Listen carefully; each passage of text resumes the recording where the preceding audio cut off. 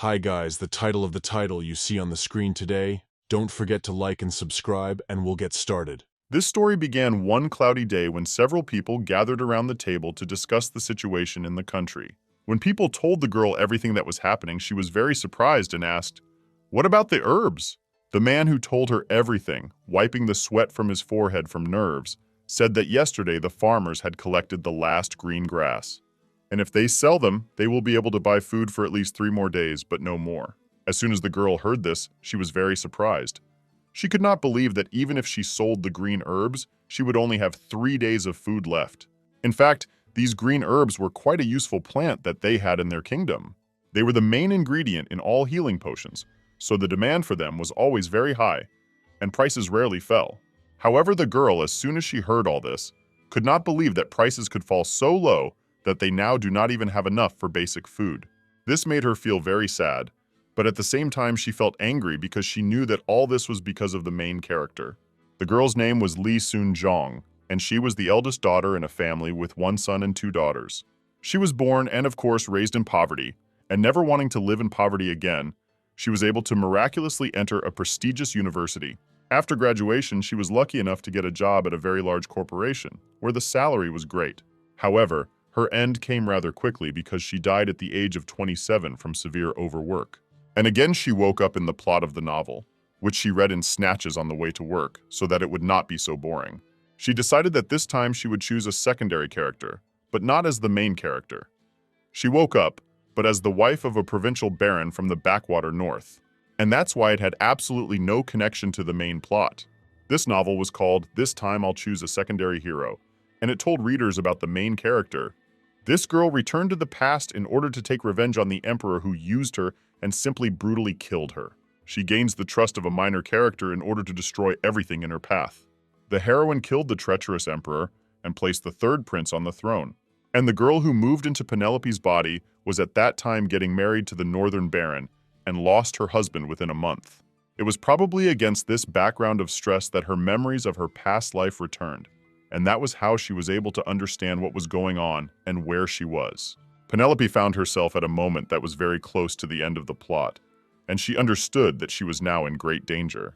Of all the possible wives of rich men or noblemen, she got the role of the wife of a provincial baron.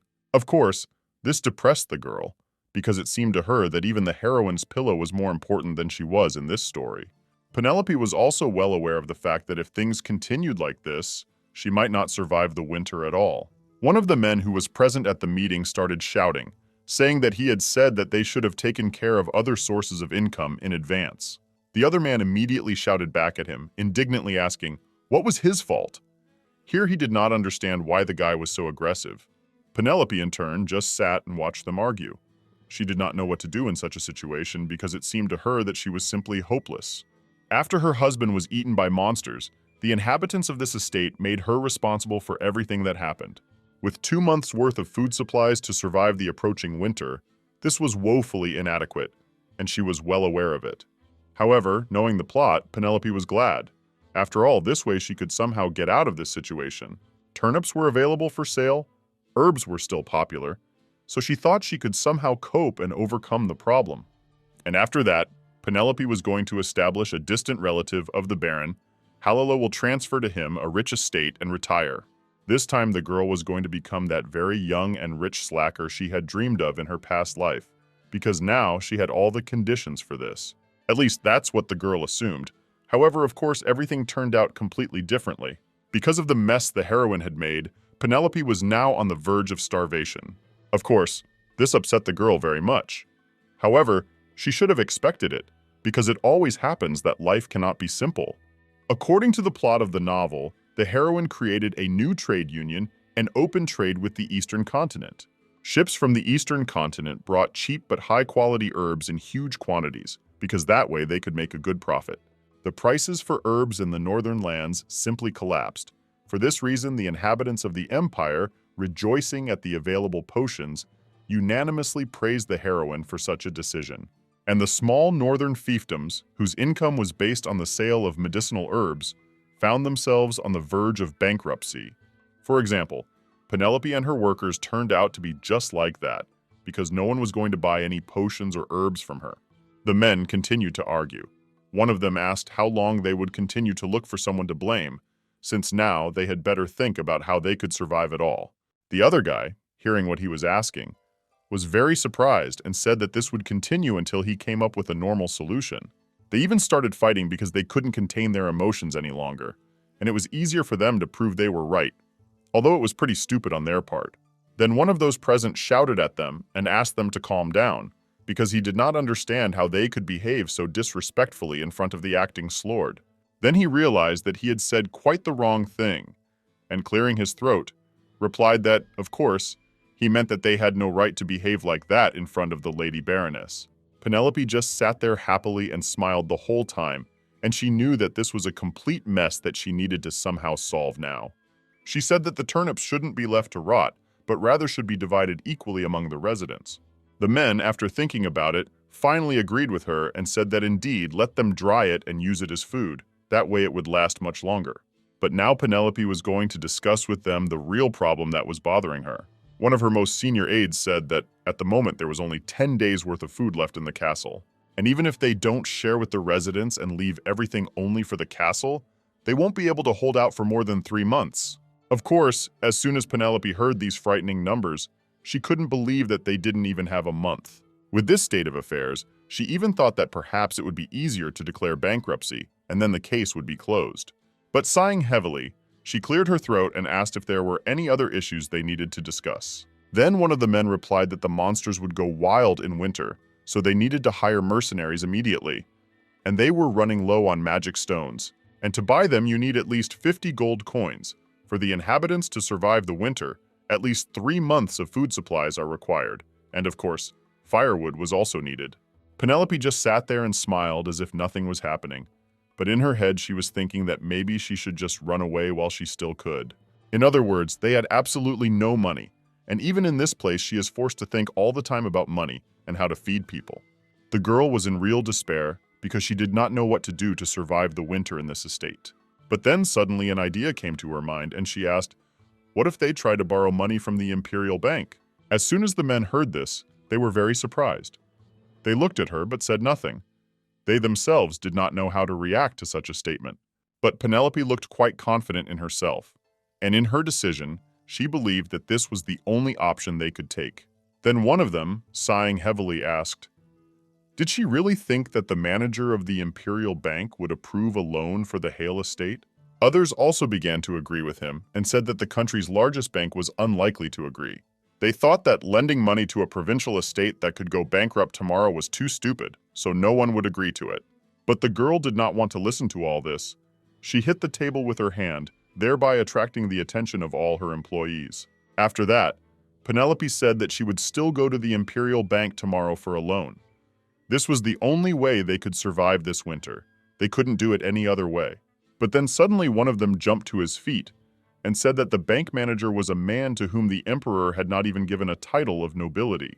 The man did not understand how she could bow down to a simple merchant who had no status. For him, it was too humiliating. He also looked at Penelope with disgust and said that if the late baron had found out about this, he would have been truly furious and would never have allowed it.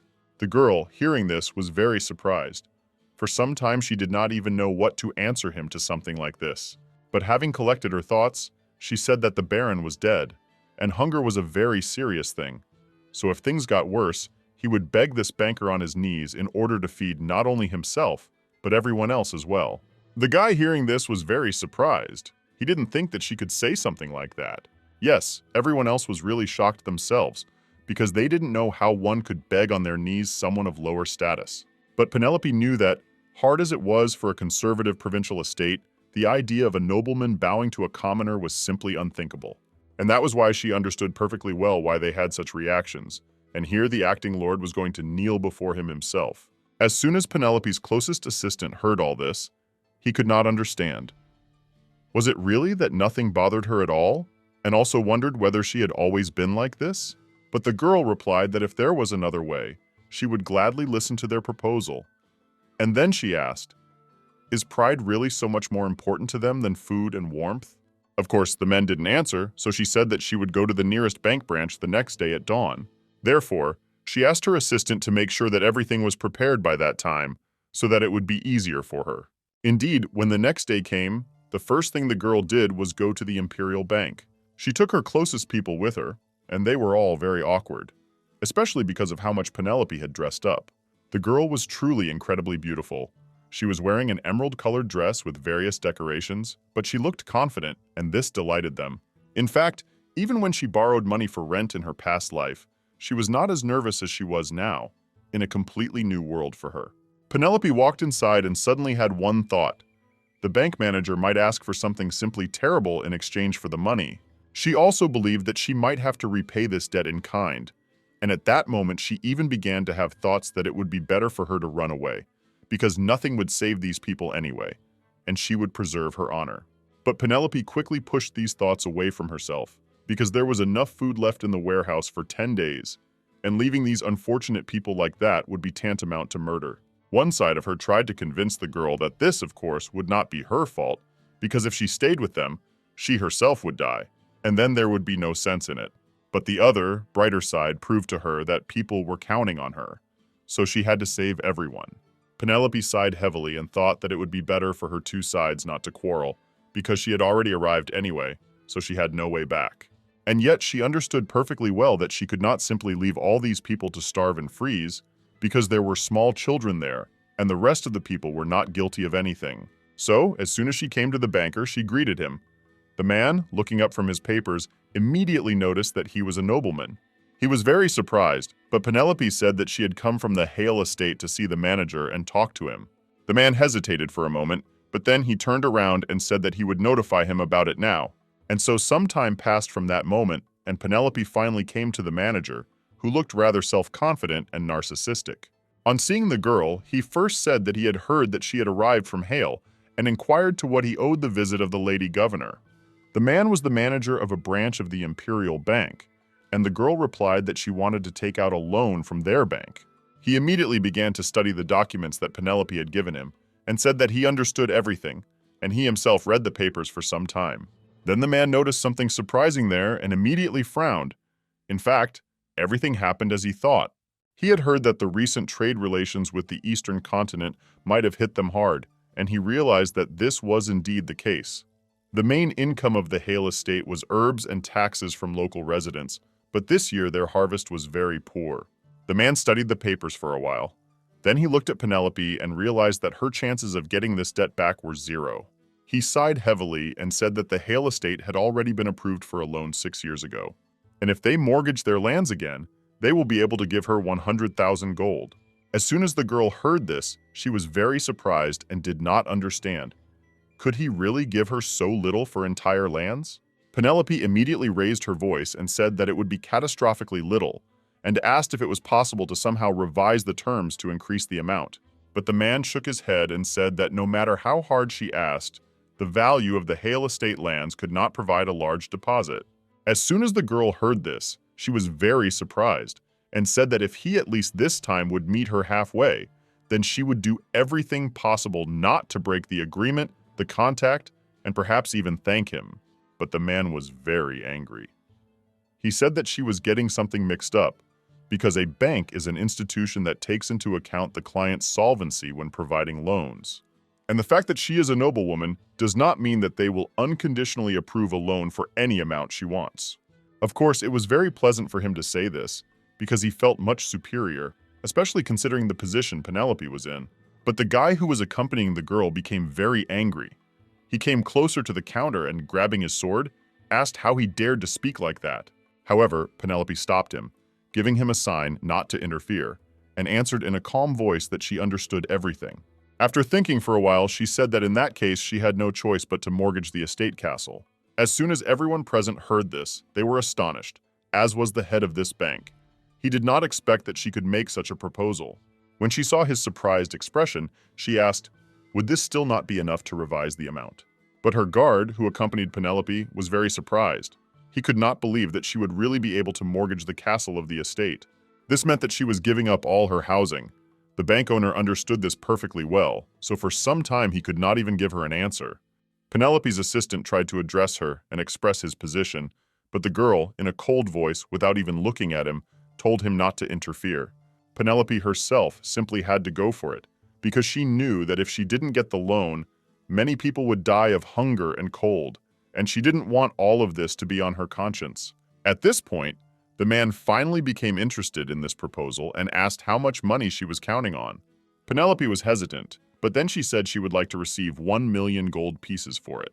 She said with complete confidence in her voice that she needed exactly this amount. Mansame, having heard this, was amazed. He couldn't believe that she was actually asking for such a sum, but for some time he thought about whether he should give her this loan.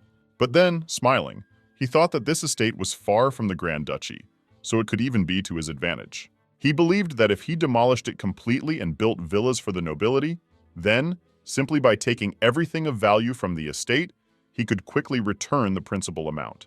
Penelope, meanwhile, said she would like to have a 1-year repayment period. The bank owner, hearing this, was very surprised because he thought that she would ask for a huge term, but she agreed to such a small one. She even suggested it herself. He thought that she was a naive client. This girl had no understanding of the realities of economics, so, of course, he immediately agreed to this most wonderful offer for him. He said the interest rate would be 10% and the payment would be monthly.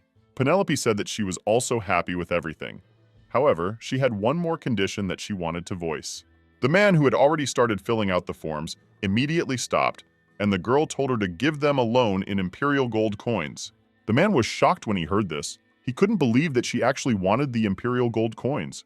In fact, imperial gold coins are a very important currency. The death of the emperor echoed throughout his dominions, and the sharp rise in prices was one of the striking examples. With the rise in price of goods to 13 rupees, after 300 rupees, the value of paper money fell very sharply, and only gold coins were used consistently in recent times, so they, of course, had enormous value. The man, hearing this condition, was silent for a while. Then he asked for forgiveness and said that there were not so many gold coins in the vault, so he did not know what to answer her to this. He also said, smiling, that in the north they regularly use checks issued by the Imperial Bank, so the loan will be written out in checks. He considered this optimal solution their question. In fact, the man did not understand how she could hope that he would give her the imperial gold coins. Of course, he was not as stupid as she was, and therefore did not fall for it. But Penelope at that moment, smiling, asked, "Is this really true?" and also said that if he did not give her the coin, she would go to the temple bank. Hearing this, the guy was shocked, because this was their direct and most important competitor. He could not allow her to make this threat a reality. He thought that this snake manager from the temple, he could give 2 million for this castle. So the guy simply could not allow everything to turn out exactly like this. And besides, if he also leaves the same lines, then we can consider that he will take such a wonderful trick for free. So the bank owner, laughing nervously, said that he must have made a slight mistake when he counted the gold coins in his vault. He already wanted to ask the girl to wait for some time, and then they would draw up and sign the contract. But he quickly realized that it was better not to allow this to happen, so, handing her the completed papers, he said that they had better finish this matter right now. Some time passed from that moment, and Penelope, having signed everything, was already sitting in her carriage with her escort. The contract was successfully signed. However, the man did not understand how she was going to return such a huge amount of money in just 1 year. But he decided not to discuss this issue with the girl and asked, "Is it true that they will now go to the market?" The girl sat for a while and just held the money in her hands. She thought about where they should go next and said that they would not go to the market. Penelope asked to be taken to the stock exchange, which was where she planned to go next. The man, as soon as he heard this, was very surprised and asked why she needed to go to the stock exchange. But the girl was not going to explain anything to him and simply asked to be taken there without any unnecessary questions. She believed that there might be some stocks that would rise sharply in price, and she considered her plan to be truly brilliant. After some time had passed, she finally reached the Rendibero Trading Company. People were shouting and calling for visitors. One of the men asked them to buy quickly because the shares of the construction company Razel were being sold for next to nothing, or rather almost nothing. Other people were in despair because they found out that they were now broke and could no longer afford even a piece of bread because they had invested in the wrong thing. Penelope, having entered, began to look around because she was always interested in what the stock exchange looked like in the Middle Ages. Then she seriously thought about it, seeing people around her who were ready to commit suicide because of the news they heard. The girl noticed that everything in this place was as disordered as it had been in hers. Times passed, But the stock exchange did not change. People did not learn to think correctly and think about where it would be more important to invest money. The death of the emperor, the pinnacle of conservative power, brought about the collapse of all the traditionalists who had supported him. Conservative-run trading companies also failed to escape collapse, and gullible private investors went down with them. And it was precisely such people who now filled the stock exchange, and the heroine, obsessed with revenge, certainly did not take that aspect into account when she killed the emperor. To ruin not only the northern estates, but also the entire stock exchange at once was very stupid, but at the same time exciting. Penelope didn't know whether to call it a remarkable achievement or not. However, it was already exactly unusual. Then suddenly her escort turned to her and asked in an alarmed voice what the girl was planning to do. In fact, Penelope already knew the plot of the original story very well, so she came to this place in order to try to benefit from this knowledge for herself. However, it would have been too late to explain this to him, so she decided to do it differently. The girl, looking around to make sure no one was eavesdropping, turned to him in a whisper and said that she didn't want to say this, but she had amazing information. She also said that she heard it from her father's friend's cousin. The man didn't understand what she was saying, but the girl winked and asked him to just trust her. The man was very upset, because he did not understand how one could hope for luck, but he knew that the Baroness absolutely had to hurry to restore the estate. At that moment, Penelope went into the crowd and began to look around.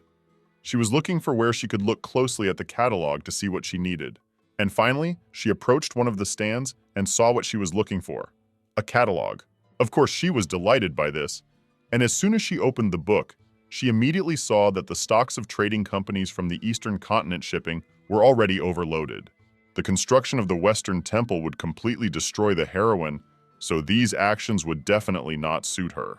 Then she started looking at other names and noticed that half of them didn't even know. And so suddenly saw something interesting: Durex Railway Company. And Penelope immediately thought about it, because the name began to remind her of something, but she could not clearly remember. And at that moment, a thought came into her head. She remembered that the railway company was the company that the heroine had secretly founded. When the heroine became empress in order to distribute the wealth and power concentrated only in the capital throughout the continent, she created a railway company, combining magic and even alchemy to make it successful. And it was precisely that same railway company, Durex, that originally began developing this project towards the end of history. Penelope, of course, didn't think that she would create it so quickly, but it even plays into her hands. At the time of its foundation, shares were worth mere pennies, so Penelope was very happy about this, because one share cost only 50 gold, and for 100,000 she could buy 2,000 shares. Although there were no results of this project in the original, Penelope did not get upset. She decided that the company founded by the main character would be a real success, so she was absolutely confident in her abilities and that it would work. For this reason, Penelope immediately went to the man who was already waiting for her. He was supposed to accept the money for the shares she wanted to invest in. As soon as the girl approached him, the man immediately greeted her and said that if she wanted to buy or sell shares, she could simply contact him. Penelope, shaking her head, said that she would like to buy 2,000 shares in the railway company Durex. The man, upon hearing this, immediately became a little worried. He could not believe that she really wanted to invest such a large sum in this company. He felt it his duty to warn her in advance and said that he would not advise investing so much there. She could start with a small amount and then add more if necessary. But Penelope did not listen to him.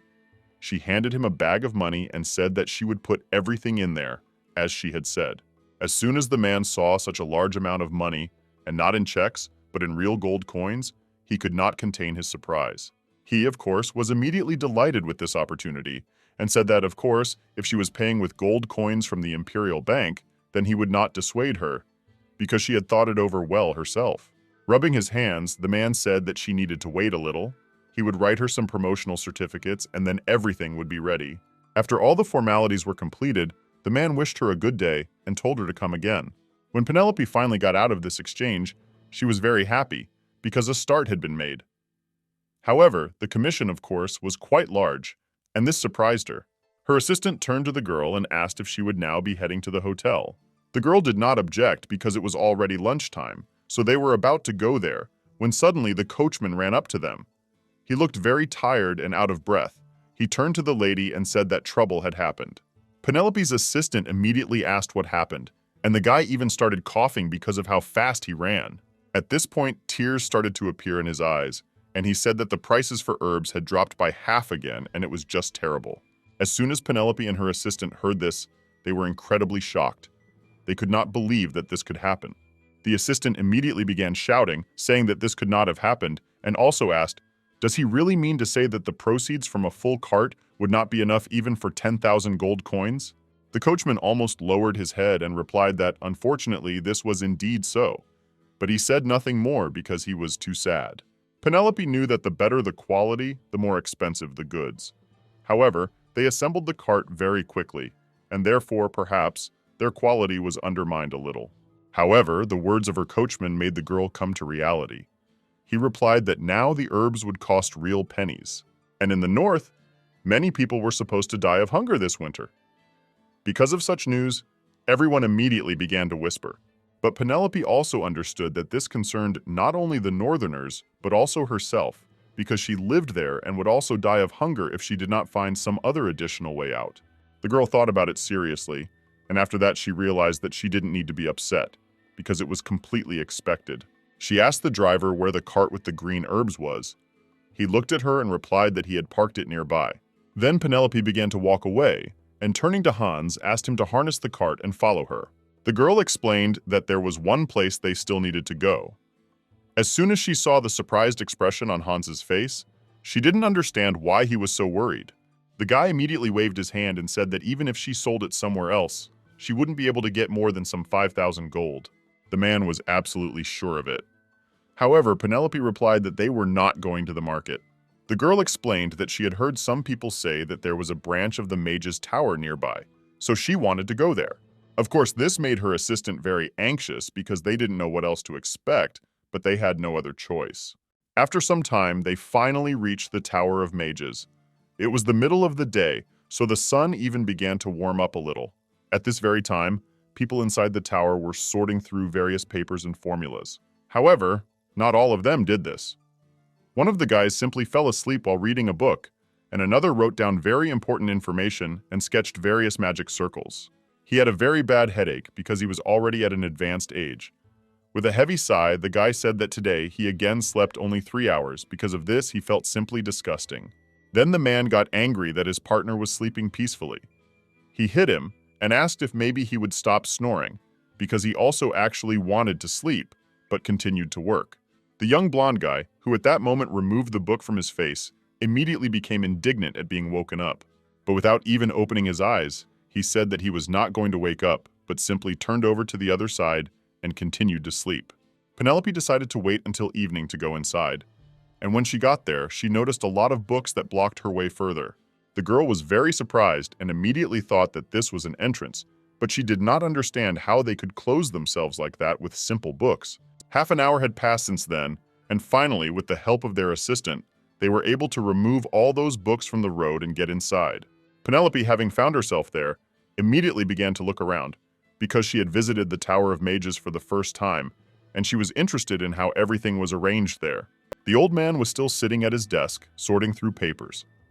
He wrote down that the storage stone cost 200,000 gold and the purification stone cost 100,000. He also said that for a magical barrier, you need to go to the second floor, and didn't even lift his head from his notes. Penelope, who had already managed to enter his room, immediately asked in surprise whether it was really he who was addressing her. The man explained that a magical tool for spying on an unfaithful husband costs 300,000 gold, and for a love elixir she needs to turn to an alchemist. He also said that any claims about its effectiveness were pure lies, so she better not believe what people say. The guard immediately began to stand up for the Baroness and told the wizard to show at least some respect. But Penelope had no intention of giving him her place, so pushing him aside, she seemed to look at the man, hinting that he should not interfere. Then she turned her attention to the wizard, and did not understand how busy one had to be to not even tear oneself away from the papers in front of the client who had arrived.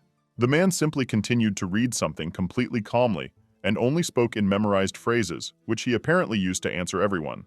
And besides, for the first time in her life, she saw a real magician in front of her, and this surprised her a little. In fact, in this world, a high-level mage who controls a tower can even demolish a mountain, and after that, turn rivers in a completely different direction. This is such a great power that it cannot help but surprise everyone. In the original work, the magician who rules the tower was described exactly as she sees it. Therefore, the girl made the completely obvious assumption that most likely this man was the manager. Penelope then came closer to him and, smiling happily, said that she had come to sell green grass in the Tower of Magicians. This finally managed to interest the man, and he raised his head, for some time simply looking at her with a stern gaze. Adjusting his glasses, he asked, "Does anyone still not know that green grass has become completely useless?" And even with a slight mockery in his voice, he asked if she was by chance from another dimension, since she was asking such requests. The girl felt a little sad about this, but she immediately started looking for something in her bag. And when she got what she needed, she showed it to the man and said that the stems and leaves were green grass, to which the stems and flower buds were still attached. The plant was absolutely stunning, and Penelope said it had been picked 2 days ago, so she didn't think it was worthless at all. As soon as the man heard about the stems and flower buds, he was very surprised. He quickly ran up to the girl and started shouting, saying that this could not be. The security guard managed to stop him in time, so the man did not attack Penelope, and she asked in a surprised voice if everything was okay with him, because he looked unwell. Then the man sighed heavily, lowered his head, and said that even the two of them, complete strangers, could see that everything was bad with him, so he confirmed and said that everything was correct. As they themselves could see, the situation was very difficult, because behind him there were many books and various papers that he needed to sort out and sign. But Penelope didn't quite understand what the matter was, because she didn't see any problem with it. The magician, coming closer to her, said that thanks to her he got rid of one big problem. Now he will be able to sleep soundly for at least 10 minutes and feel more cheerful. The man was genuinely happy and said that if he was lucky, he could sleep for even 15 minutes, which would really save his situation. Penelope, hearing this, immediately smiled happily.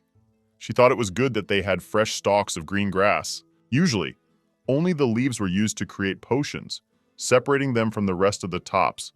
But in fact, the stems and flower buds are much more effective than everything else that is in this flower. This fact was accidentally discovered by the owner of the Tower of Magicians. In one of the additional stories, it was only briefly mentioned, so Penelope did not know the exact circumstances. But she was very lucky that she was able to remember this fact, and she assumed that he most likely learned it during experiments, as befits a real magician. The novel said that the College of Mages realized too late the value of warmer buds of green grass, and at that time, the northern farms had already managed to plow the grass fields due to the incident with the merchant ships of the eastern continent.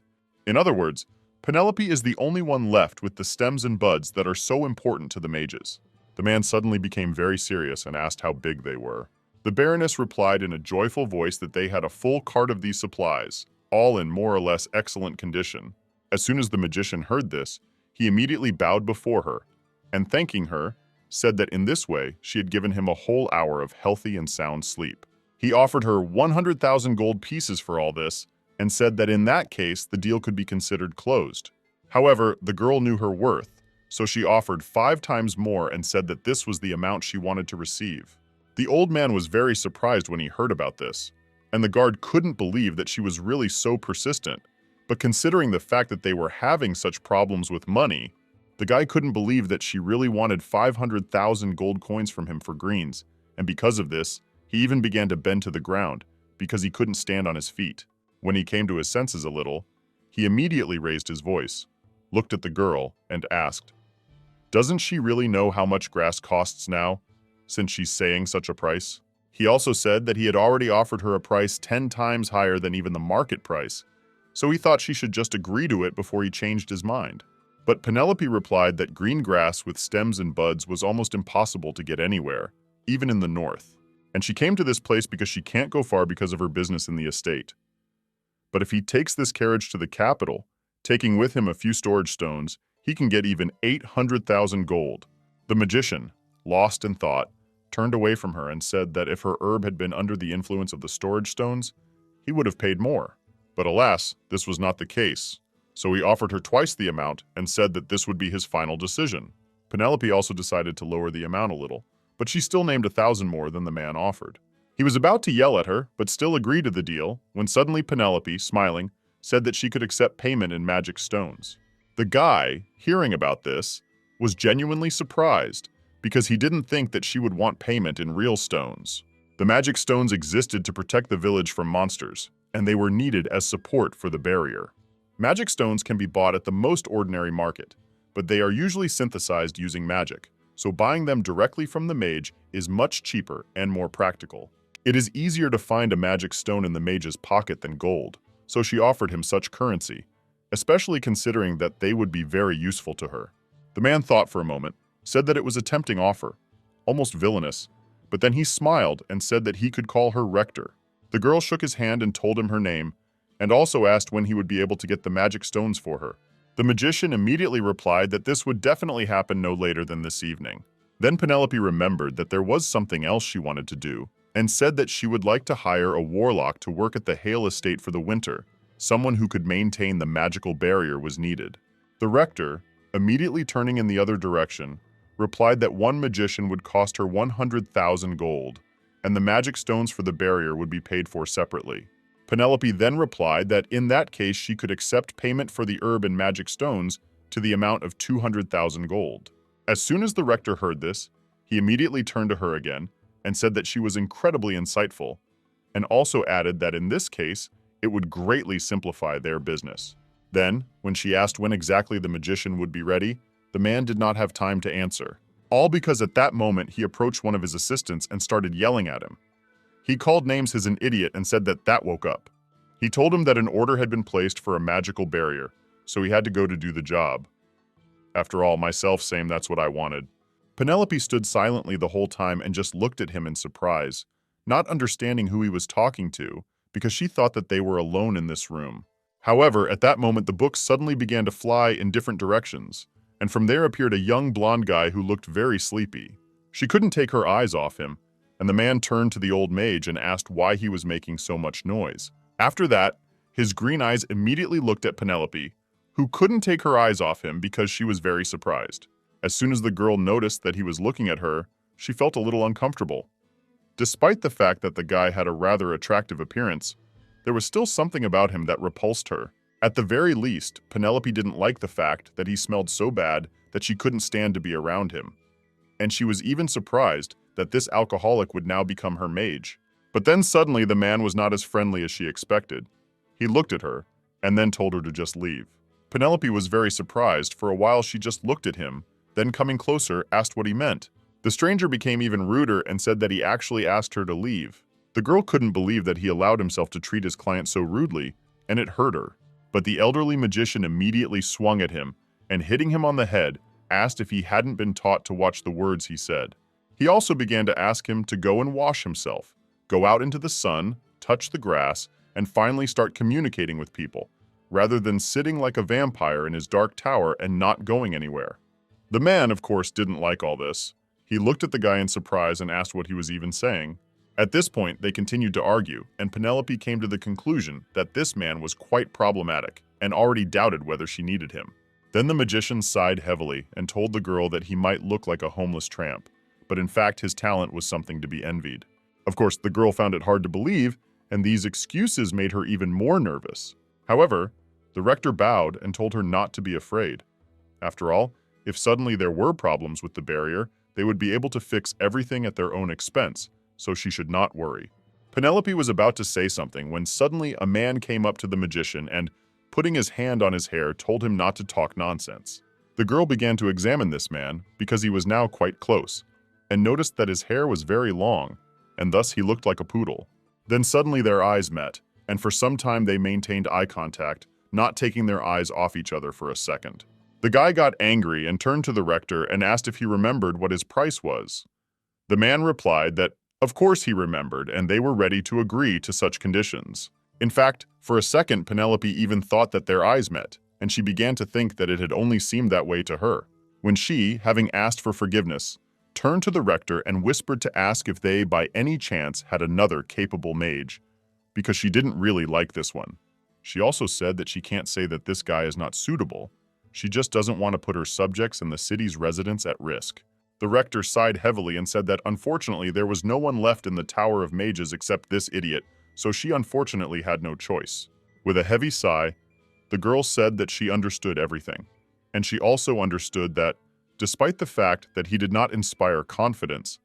But since the Tower of Mages promised to fix the barrier if something went wrong, then all that remained was to trust her. She simply had no other choice, so Penelope asked if he could recommend an alchemist to her as well. She explained that she needed one specialist to work in the estate. As soon as he heard about the alchemist, he immediately looked at the young guy, who said with his lips that he would never agree to this. One proofreader replied that she was very lucky because this man had very good knowledge of alchemy, and perhaps he even knew more about it than about magic. Smiling, the man said that if she added 50,000 gold, then he would, of course, take up alchemy, and everything would be done at the highest level. Penelope couldn't believe that he really wanted such a large sum, because she was counting on something cheaper. Then suddenly, a young guy approached the rector and asked whether his opinion was taken into account at all in this matter. But the man replied that he himself had cried just recently, that his thoughts about the past would guess him, and he said that he would take on anything, even a contract to kill the Demon King. The rector warned him that if he did not take on this job, there would be consequences. So he told him to stop drinking already and take up at least some kind of work.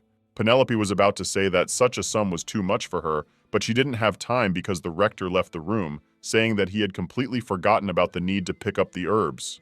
Then they were left alone, and there was an awkward silence between the boy and the girl for a while.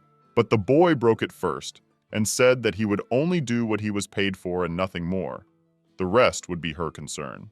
Penelope didn't respond to this, but just smiled out of politeness, and she thought to herself that he was a real impudent fellow, and this, of course, made her wary.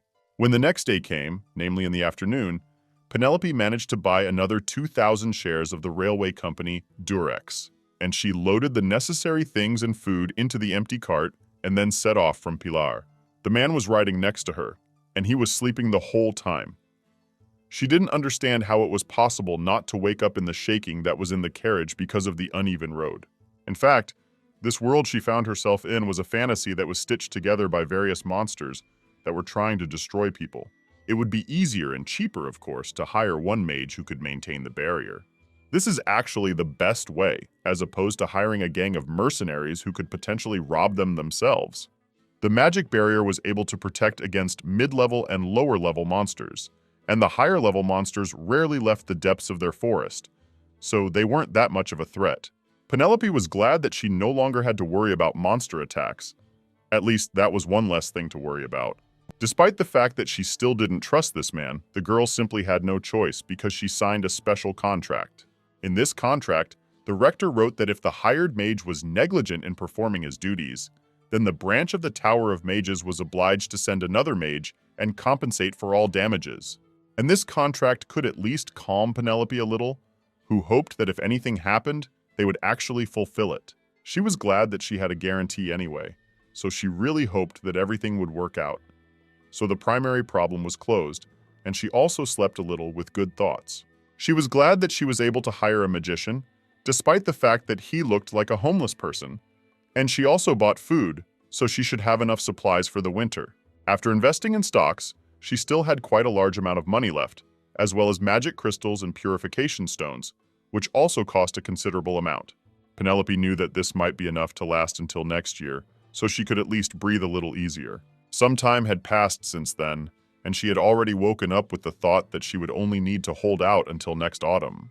The girl believed that no later than this time, shares of the railway company Durex would rise in price, and then everything would work out. In fact, she was able to realize her past self only at the very end of the original story. As always in romance novels, the ending should be happy. The heroine will deserve happiness after all the trials, and, accordingly, her railway business will also bring huge profits. Yes, of course, life is like a book, and every day is a new page. It tires Penelope a little, but she has already managed to get used to this rhythm. During this time, she was able to lay the foundation for managing the estate, thought out a business plan, so everything was going well for her. By the time the estate could support itself, she believed that she would probably be a rich woman. So this thought comforted her. However, she also thought about what she would do when she became rich. Penelope wanted to build a house with a big garden and eat different delicious food.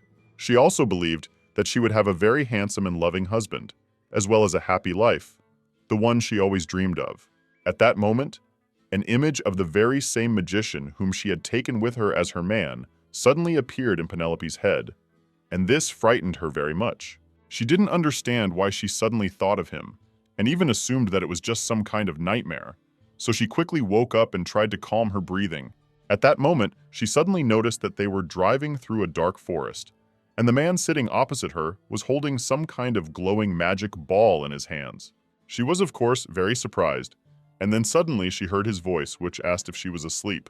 Hearing this, Penelope immediately remembered her ex, who wrote like this quite often, and she blocked him because he was annoying her.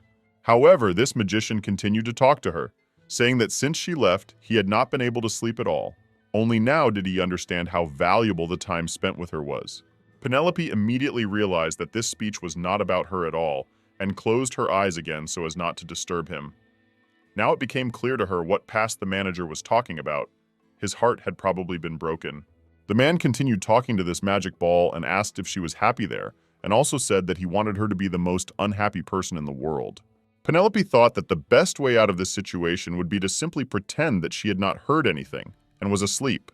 After she finally returned to the estate after a long time, she was immediately met by all her assistants and began to ask about what had happened.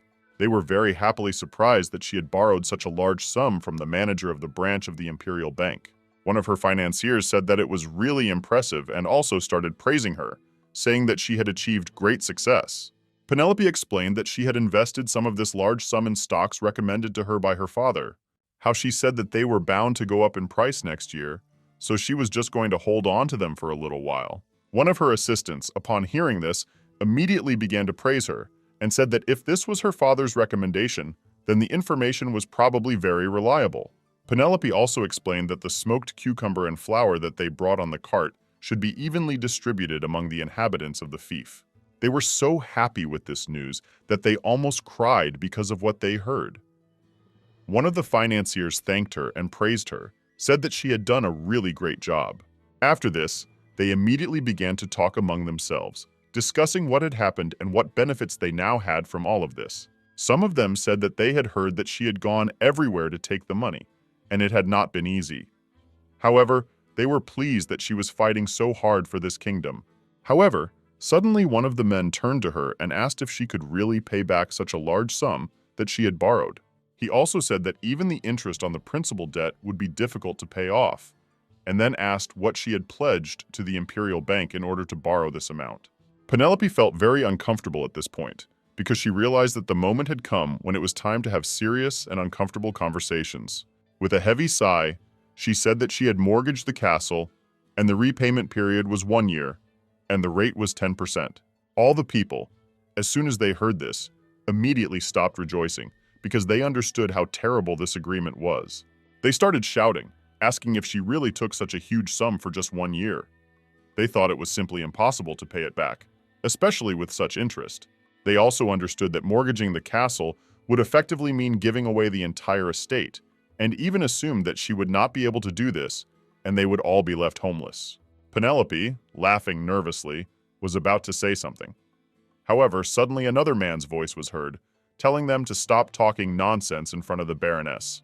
He looked very serious and asked if they really thought the bank manager would just give money to this backwater. Hale's financial manager, and he said they should have been prepared for this, so he didn't understand why they were so surprised.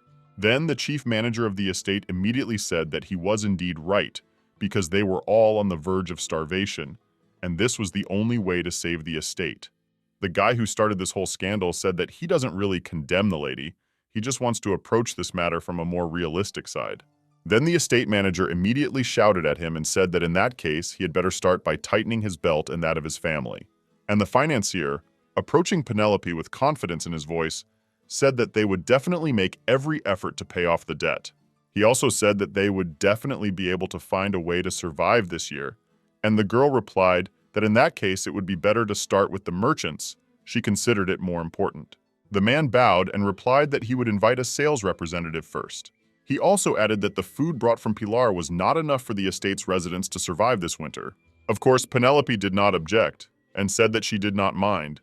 He could do everything as needed to improve their situation. After that, she reached for her bag of money and said that she would give him money for this, because it was quite important. She was going to allocate money for him to buy food to distribute to the villagers. In addition, she would add a small amount of gold as an additional budget. This money was supposed to go towards salaries for servants and guards, as well as purchasing materials and resources for repairing the outer and inner castles. She said with a smile on her face that they would discuss everything else a little later. The man bowed and said that he would do everything as she wished. Then Penelope mentally calculated and realized how much money she still had left, and was very happy with the amount she saw because a much smaller amount would have been enough for them to last until next spring. So the girl thought that now she could relax a little. But then suddenly the finance manager turned to her and said that all that was left was to stock up on enough firewood for the castle. As soon as the girl heard this, she was a little surprised, because she had completely forgotten about it. Then suddenly a man approached them and asked if they could just buy the tree instead of cutting down their forest this year. This man was responsible for managing the estate's infrastructure, and his name was Ooster. He approached the financier and said that uncontrolled deforestation could lead to landslides, which would have a very negative impact on their city. Everyone immediately started thinking, and then suddenly Penelope said that heated floors would be much better than fireplaces. But the man, upon hearing this, immediately looked at her in surprise, not understanding what she was even talking about. The girl mistakenly said this thought out loud, so she replied that she simply meant something completely different. At that moment, a simply brilliant idea came to their minds, which for some unknown reason she had not guessed about before. The worst thing about this world, and especially in the north, is the terribly cold winter. The stone walls of the castle, like the houses of the estate's inhabitants, are constructed in such a way that the icy wind freely penetrates through the cracks in the wood and stone. This is why you should never walk barefoot indoors in this place, because you can simply freeze. But Penelope believed that if she could somehow install underfloor heating, it would greatly improve the situation. Smiling, she turned to her assistants and said that she had an idea for a project that could be implemented at the estate level. However, it was necessary to check whether it could be applied in their reality, so she was going to consult with a magician first and then inform them. The house manager immediately came closer and asked if the one who had arrived with her in the carriage early in the morning was the magician she was talking about. Penelope replied that everything was correct, and also asked if he was still asleep. The man said that it must be true because he had not gotten out of bed since arriving.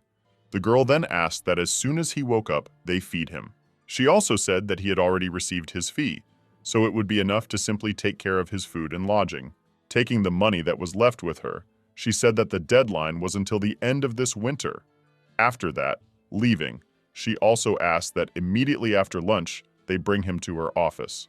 The house manager immediately bowed and said that she didn't have to worry at all. You see, they would take good care of him. She smiled, left immediately, and thought that if everything continued as calmly as before, it would be just perfect. However, in life, of course, this happens quite rarely, so difficulties in the girl's life arose quite quickly. And they started with the magician she brought to the estate. The man was prepared dinner, but he didn't like something, and he threw the plate on the floor, telling them to redo it. He said that the meat they cooked stunk, and the vegetables were rotten and simply impossible to eat. He also said that the bread they gave him was stale, and he would not eat it. He continued to criticize the dish and said that the sauce was too fatty and oversalted, so he instructed the servants to make sure to redo everything.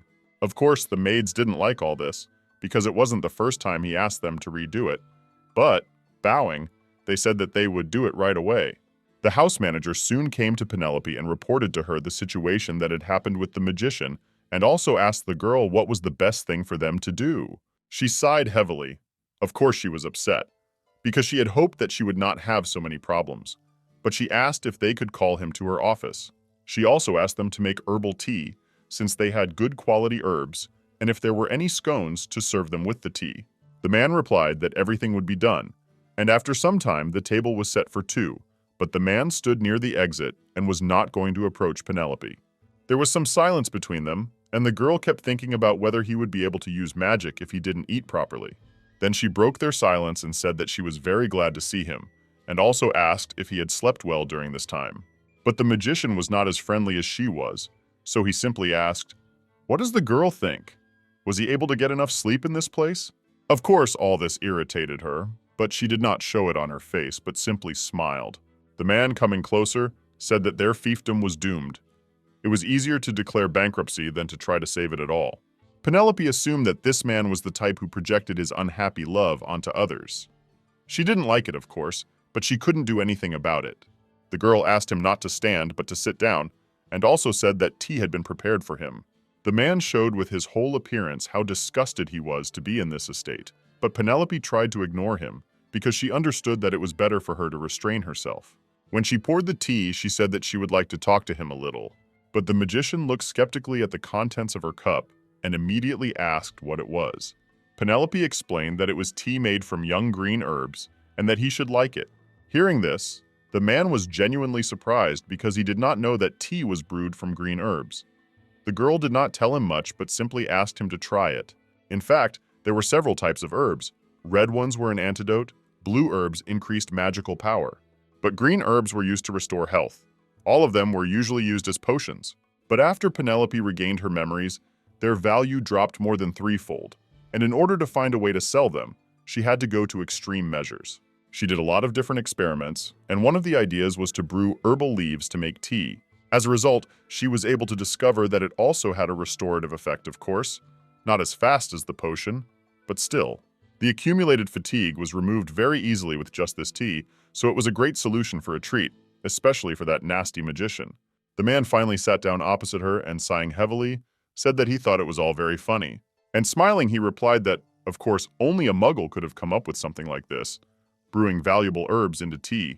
But he still decided to try it, and as soon as he took the cup in his hands, he noticed a rather pleasant and delicate aroma. Penelope, who had already taken a few sips from her cup, invited him to try the dessert she had prepared as well. She explained that she added corn to it, and as soon as the guy heard that she added corn to the scone, he was very surprised. He picked up the dessert, immediately looked at her with disgust, and also asked how it was possible to make such a strange combination. But he looked at it from all sides and said that it was rather unusual. For some time, he still doubted whether it was worth trying. But when the magician finally decided to take this step and tried a piece of this pie, he was pleasantly surprised. Scones are usually made with whole grain flour and are supposed to be dense and coarse in taste. But this one was really soft, so the guy noticed the difference. Penelope, seeing his expression, immediately asked him with a smile on her face if it was tasty, because she always liked him in this interpretation. Of course, the man was too proud to admit it, so he simply said that it would be quite good for an appetizer. Then Penelope noticed that he had become a little kinder, and suggested that he had had enough of showing him his plan. When the men finally finished eating their dessert, she put a piece of paper on the table with various drawings on it, and the guy, seeing this, was very surprised. Penelope, smiling happily, asked if she could ask him to look closely at what she had placed right in front of him. The magician, a little surprised, immediately asked, "Isn't this what she was drawing when he first came to her?" The girl replied that, "All absolutely right." After that, he took the paper from her and began to carefully examine the drawings, and Penelope explained that this was a special drawing that she made for him. The man immediately laughed and asked, did she really think that anyone in their right mind could understand this drawing, which was drawn by an ordinary person? He looked at her and said that this was too presumptuous.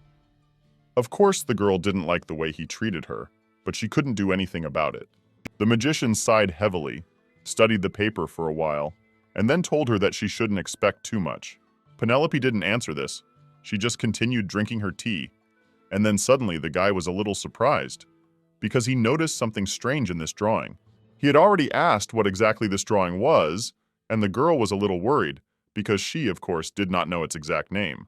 Then the girl decided to get out of the situation and said that it was a drawing of the heating system. The man was silent for a while, trying to understand what she was talking about, but when he realized that he couldn't guess, he immediately asked again what she meant. Penelope, with a smile on her face, replied that ordinary people burned wood or put on several layers of clothing to keep warm. The nobles, in turn, used large magic stones to heat entire buildings and keep them from freezing in the winter. But few peasants were able to provide themselves with firewood for the entire winter, and the aristocrats had a similar situation with crystals. Especially in winter, when the demand for these resources increased, it was very difficult to obtain large quantities of these items, so people still had to freeze and resort to less practical methods. The magician, having listened to her, said that everything was clear to him, and then asked if he had understood correctly that this drawing was supposed to solve this problem. The girl was very happy that he finally understood, and answered him that everything was exactly like that. It involved connecting pipes to groundwater near the well, as well as creating space in the walls of the house to install the pipeline. And finally, the circulation of heated water to increase the temperature in the house itself. This was all supposed to raise the temperature in all houses and reduce resource consumption. The man was genuinely amazed, and he looked at Penelope with a distrustful look and asked, "Did she really draw and come up with all this herself?" The girl, smiling, answered that everything was exactly like that. After all, when he had just come in, he himself had seen that she was sitting at this project, so she did not quite understand why he would ask about it again. She even started to worry a little because she thought that it might turn out badly and that he might not like something there, or perhaps he wouldn't be able to implement it. However, the magician, clearing his throat, was surprised, because with such an innovative approach, she would have been accepted as a real genius in the Tower of Magicians. Then they decided to take a good look at the plan and share their opinions on it. Penelope sat down next to the man and began to talk about her concerns. She explained to the man that she was afraid that the pipes might rust because of all this. However, the man, after thinking for a while, replied that this could be solved if they covered them with magic stones. As soon as Penelope heard this, she said that it was simply brilliant, but then the man noticed the end of her drawing and immediately asked, "Then what is the crane for?" The girl explained that this was so that magically heated water could be used in the bathroom, and that all you had to do was turn the tap and the water would come out warm. Then the man, pointing to the pipe she had drawn nearby, said that in that case they would have to connect the pipe to the canal. Penelope, hearing this, immediately looked at him with an anxious look and asked, "Would it really be so difficult to do this for you?" In fact, the man was shocked for a long time by the fact that she had drawn it herself, and could not believe that Penelope could come up with such a complex design on her own. But the girl felt very uncomfortable and unpleasant because of this. She didn't really like it when her abilities were underestimated, and even more so when they doubted her. They discussed all these technical issues for some time, and then the magician asked her how many gnomes she planned to hire. She thoughtfully said that she had planned to take only 2 at first, and considered that this was the best option. Of course, upon hearing this, the man became very indignant and said that this was not a joke at all. They would need at least 10 bearded men. Penelope looked at him with sad eyes because he yelled at her, and immediately apologized for the fact that she could not afford it, because even 2 would be too expensive for them. She explained to the man that there was absolutely no money in their treasury, so she could hardly afford this labor force. The man, hearing this, immediately realized that for this reason even more work would fall on him, and in an alarmed voice, he asked whether she was really going to work him hard for the amount of money she was paying him. The Baroness, smiling happily, did not answer this, because she understood that if she said anything, she could really frighten the man. But the guy didn't even have to explain anything. In a voice trembling with emotion, he simply asked, "What's your budget?" The girl named a sum of 100,000 gold coins, and he was genuinely shocked because he did not expect that things were so bad for her. For a while, the girl just sat and was silent, when suddenly she noticed that the man had some kind of translucent feather, and she was surprised because she didn't know where it came from. But after that, Penelope noticed and saw that he had made several notes, namely, materials. They needed a circulation sensor and a pump. The list continued to grow, and she didn't know if there would be enough money to implement such a complex plan. Then the girl, pointing to a piece of paper, said that even if it were difficult for him to make sensors, she believed that they could provide manual control. She explained that every time the temperature in the room dropped, the boiler would simply have to be started manually. The girl, seeing the misunderstanding in his eyes, explained that if it worked automatically, it would turn on automatically when it was cold, but if it worked manually, then the person simply had to turn it on himself. As soon as the man heard this, he immediately asked, "Was the device she told him about really called a cauldron?" Smiling happily, Penelope replied that it was, and the official name was heating system boiler, but it was easier to just shorten it. Then the magician stood up from his seat and replied that if they had done manual control, they would certainly have finished this work faster. And considering their expenses, it would have been a completely reasonable decision. Perhaps she would even have had enough money for the amount of money she was counting on. After the guy said this phrase, he simply turned around and left without saying another word to her. The Baroness, looking at him in surprise, immediately asked where he was heading, but he didn't even bother to look in her direction, but simply silently left and closed the door behind him. She smiled tenderly, thinking that he was such an idiot, and didn't know how they would ever be able to work together. When the next day came, early in the morning, Penelope went to her office and filled out various papers. She decided not to waste time. Suddenly, the door to her office opened, without even a man knocking. The magician ran into the room and asked if she could apply for a patent when the drawing was finally ready. At first, the girl was surprised when she saw him, and then she didn't understand why he suddenly wanted to patent their idea. But the man, having put some drawings with calculations on her table, immediately looked the girl straight in the eyes. In a rather stern voice, he said that when everything was ready, he was going to take 70% from her, and she would get the remaining 30. Penelope, of course, knew that he was trying to deceive her, so she replied that if he himself had agreed to the amount he offered her, then she would have even thought about it. The girl calmly returned to her papers, and the magician became very angry. He told her that her drawing was completely useless, and she did not even take into account the magical technical aspects. The man was very angry because he did not understand how she could want a larger part, but Penelope, looking at him with a surprised look, said that it was quite natural that she did not take this into account, because she was not a magician. The guy simply didn't know how to argue with her, because for every word he said, she had her own argument. He also didn't understand where the girl could get such different ideas and negotiating skills from, since she looked to be about 20 years old at most. He was silent for a while, then sighed heavily and said that she could call him Avon. Penelope, bowing her head, replied that he could address her as Mrs. Baroness Hale. As soon as Avon heard that she wanted to call her Baroness, he was very surprised and even laughed. With arrogance in his voice, he immediately asked where her Baron was then, since she considered herself a Baroness, because he had never seen him during his entire stay at the estate. As soon as she heard this, her hand immediately trembled. Avon thought that she had invested everything she could and had managed the estate with all her might.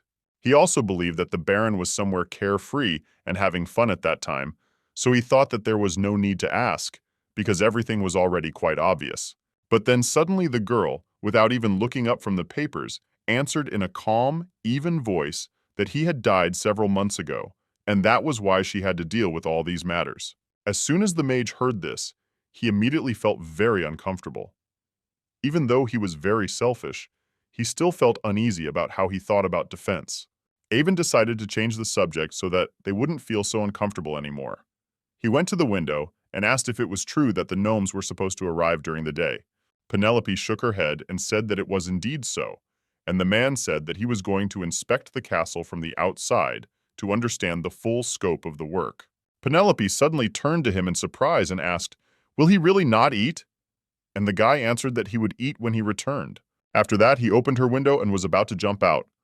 As soon as the girl saw what he was doing, she was incredibly surprised. She ran up to him very quickly, and when he jumped out of the window, she immediately reached out with her hand to grab him, because she knew that the floors there were too high and he could get hurt. Of course, Penelope was very worried, but as soon as the man stopped a few meters away from her on the magic sign, she did not understand how this could happen. Avon looked at her completely calmly, but did not answer, and Penelope was shocked. She did not understand how he was able to use flight magic without a special spell. For the girl, it was something of a miracle, because the number of mages who were able to use flight magic could be counted on one hand, and she could not even suspect that he would be one of them. Exhaling heavily, the girl said that she understood everything, and the man went to fly about his business. Now she knew that he was simply hiding his powers from her. When he had flown a sufficient distance away, Penelope, exhaling heavily, thought that she was terribly sorry that the contract was only until the end of winter, because she would have liked him to stay longer. And while Avon was flying over this land, he looked around. He considered this place to be truly heroic, because there were no normal conditions around. And the man did not like the fact that he had to work there for quite a long time now. He noticed that everyone who lived in this place did not live normally, but simply survived. He would really like to return back to his magic tower as soon as possible and do nothing, because he was already used to it. After that, the man suddenly stopped. He took out several magic stones from his pocket and threw one straight at his seal, which he was standing on. And immediately some pleasant music and melody began to emanate from it. Residents who were on the street at that moment immediately heard it. They were very surprised and did not understand what had happened, because most people immediately stopped feeling their usual fatigue, and they had more energy and strength at that moment. One of the elderly women who stood there breathing in the fresh air, upon hearing this melody, immediately recognized it. It was incredibly similar to the songs of a siren, and when she raised her head up, she saw a huge magical shield that spread right over their entire territory. Grandma was genuinely surprised. She couldn't believe that this was really real, because it was the first time she had seen such pure magical power. And the guy who was standing at the top at that moment immediately rejoiced because he had done his job as he had promised. Avon also wondered how the woman could have guessed that green herbal tea could help restore strength. For him, this woman was a real mystery, and he did not know how she even came up with half of her thoughts and how she managed it. He found all this really quite strange and decided that he would definitely sort it all out a little later, because he wanted to know the truth. After the shield was applied, the man descended to the ground and still could not stop thinking about this situation. The strangest thing about all this seemed to him to be that he could not even understand what could be strange about all this. He decided to watch the girl even more closely and more diligently, and assumed that in this case, everything that was happening would become at least a little clearer to him. Some time passed since then, and finally the gnomes arrived at the estate, and as soon as they saw this drawing, they were incredibly delighted.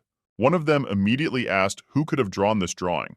After all, if they had implemented the project according to it, the heating costs would have been significantly lower than those of traditional systems. Penelope at that moment thought that it was her merit, but she immediately asked if they could replace the copper pipes with cheaper materials, because she was afraid that they would not have enough money. Due to the lack of her budget, the girl even began to think about selling her beautiful long hair, for which she could get a solid amount. But one of the gnomes replied that if they changed the material, they would have to conduct some experiments. However, he considered that this quite really was execute. Then the girl pointed out one detail in the plan and said that for ordinary people who could not afford magic crystals, this would be the most wonderful solution. One of the gnomes immediately agreed with her and said that in this place a stove would be used to heat water, and to use heated water for heating in the bathroom was a real discovery, and he was sincerely delighted. They certainly didn't expect that someone would ever come to them with such a brilliant plan. And one of them also said that the efficiency would be even higher than that of a fireplace. The guy said that if they could just implement this project, it would be simply amazing. They would be able to save a lot and even win in this situation. Then suddenly Avon appeared behind Penelope, who said that he had been finalizing all the magical technical elements in this drawing. Counted necessary. This specify. One of the gnomes was a little surprised by this clarification, but told the gentleman that he was truly incredible and was without a doubt a genius. The girl decided to move their conversation a little and said that they would give them a house in the castle where they could conduct special experiments in order to make sure that this device worked. The gnome immediately replied that everything would be carried out as she had ordered, and with that they concluded their meeting. When the meeting was finally over, Penelope went around the estate to take care of her business. But for some reason, the magician followed her the whole time and did not leave her side. The girl was incredibly irritated by this. She didn't understand why he followed her all the time, and then one day she couldn't stand it anymore and turning to him, asked where he was going. Avon was a little confused, and then replied that he wasn't going anywhere. He was just seeing her off. The girl thought that this was a rather hastily invented excuse. He also said that he wanted to talk to her about something at the same time. Penelope was a little surprised to hear this, but immediately asked what exactly he wanted to talk about. When she didn't even wait for an answer from the man, she simply turned around and said that there was no need for that, so she was about to just leave. But the man was not satisfied with this at all. He immediately started shouting loudly, asking why she did not want to talk to him, because it was a very important question. Penelope sighed heavily, turned to look at him with great irritation. In her voice, she really hoped that he would leave her alone soon, but she could not make it happen. When she stood and simply looked at him, she noticed that something was different with his expression, and she became wary. And Avon, really a little embarrassed, scratched the back of his head and said that he wanted to talk because of that incident. Or rather, he said that he really didn't know anything. The girl didn't understand what kind of reaction he was having, and she didn't know what he was talking about, so she asked what the matter was all about. Avon didn't really like talking about it, so he just stood there and kept silent, hoping that she would be able to figure it out herself. And when some time had passed, Penelope really guessed. She immediately asked, was he really talking about that incident with Baron Hilo? The man nodded his head slightly, saying that it was indeed so, but she didn't even know what to say to him, because she didn't understand why he decided to return to this. Then she turned around again and started to walk away, saying that it was certainly sad, but he didn't have to worry. After all, if it was about that matter, she could handle it herself. She also said that he could just leave it behind and not worry anymore. For her, it was all in the past, and this topic was not at all painful. After this, the girl simply walked away from him with rather quick steps, and having finished doing her business, she returned to her bedroom. Penelope felt incredibly tired, and when she finally lay down on the bed, she was able to breathe a sigh of relief. The last few days had been chaos for her, and she was incredibly tired, so she was happy to finally be in a warm bed under her soft blanket. But no matter how you look at it, the girl was still bothered by one thought, because of which she could not completely relax. And the thought concerned the fact that when she first heard about her husband's death, she immediately thought about what she should do next. Penelope was overcome by incredible panic, and everything seemed hopeless to her then. She saw no way out of the situation and did not know how to live. Of course, it was just a marriage of convenience, and his death did not cause the girl any feelings of sadness or anything like that. They had never been close, and even on her wedding night she had only glimpsed him. Of course, this was not the marriage she had imagined since childhood, but she could do nothing about it. So she was not sad about the man, but sad about the many responsibilities that had fallen on her. Some time passed since then, and Penelope worked incredibly hard every day. At some point, she even had the feeling that her eyes would pop out of her head soon. The girl did not understand who could possibly pay the spring installment for the night's accommodation. The papers for the autumn expenses were a complete jumble, and she had to sort them out. And of course, Penelope was incredibly upset about this. Her late husband was originally responsible for the paperwork, but something went wrong and everything got mixed up. But the girl understood that now was not the time for her to think about it. She had spent many hours sorting documents and had made practically no progress. She urgently needed to come up with a plan to start a business on the estate. She was checking all these documents to find ideas for her business. But after some time had passed, she noticed that she had already used all the most useful things from the novel, and therefore she simply felt confused because she did not know what to do. Penelope put all the papers aside and took a clean sheet of paper. She began to write down some of her ideas and thought that she had to improvise after all. She was going to change her approach completely and look at modern business ideas to advance their kingdom a little bit. The most popular thing at that time, of course, was a cafe, as well as clothing stores. She remembered and knew this clearly, because she always loved to drink a hot cup of coffee and then buy herself a new outfit. However, in the circumstances she found herself in, she could not afford such a luxury. Penelope was also aware of the fact that she would need too much initial capital, so she decided that it would be best to start with something small. She reached for the next papers and accidentally touched the dessert that was lying on her table with her hand, and now she was all very dirty. Of course, Penelope was very upset about this, so she turned to her maid and asked Giselle to bring her water to wash her hands. The maid bowed and replied that she would bring it immediately, and Penelope watched for some time the dessert, which now had a piece broken off because she had touched it. When the girl finally brought her water, she immediately began to wash her hands and became very angry because her soap did not foam at all, and she did not know how it could be used to wash anything.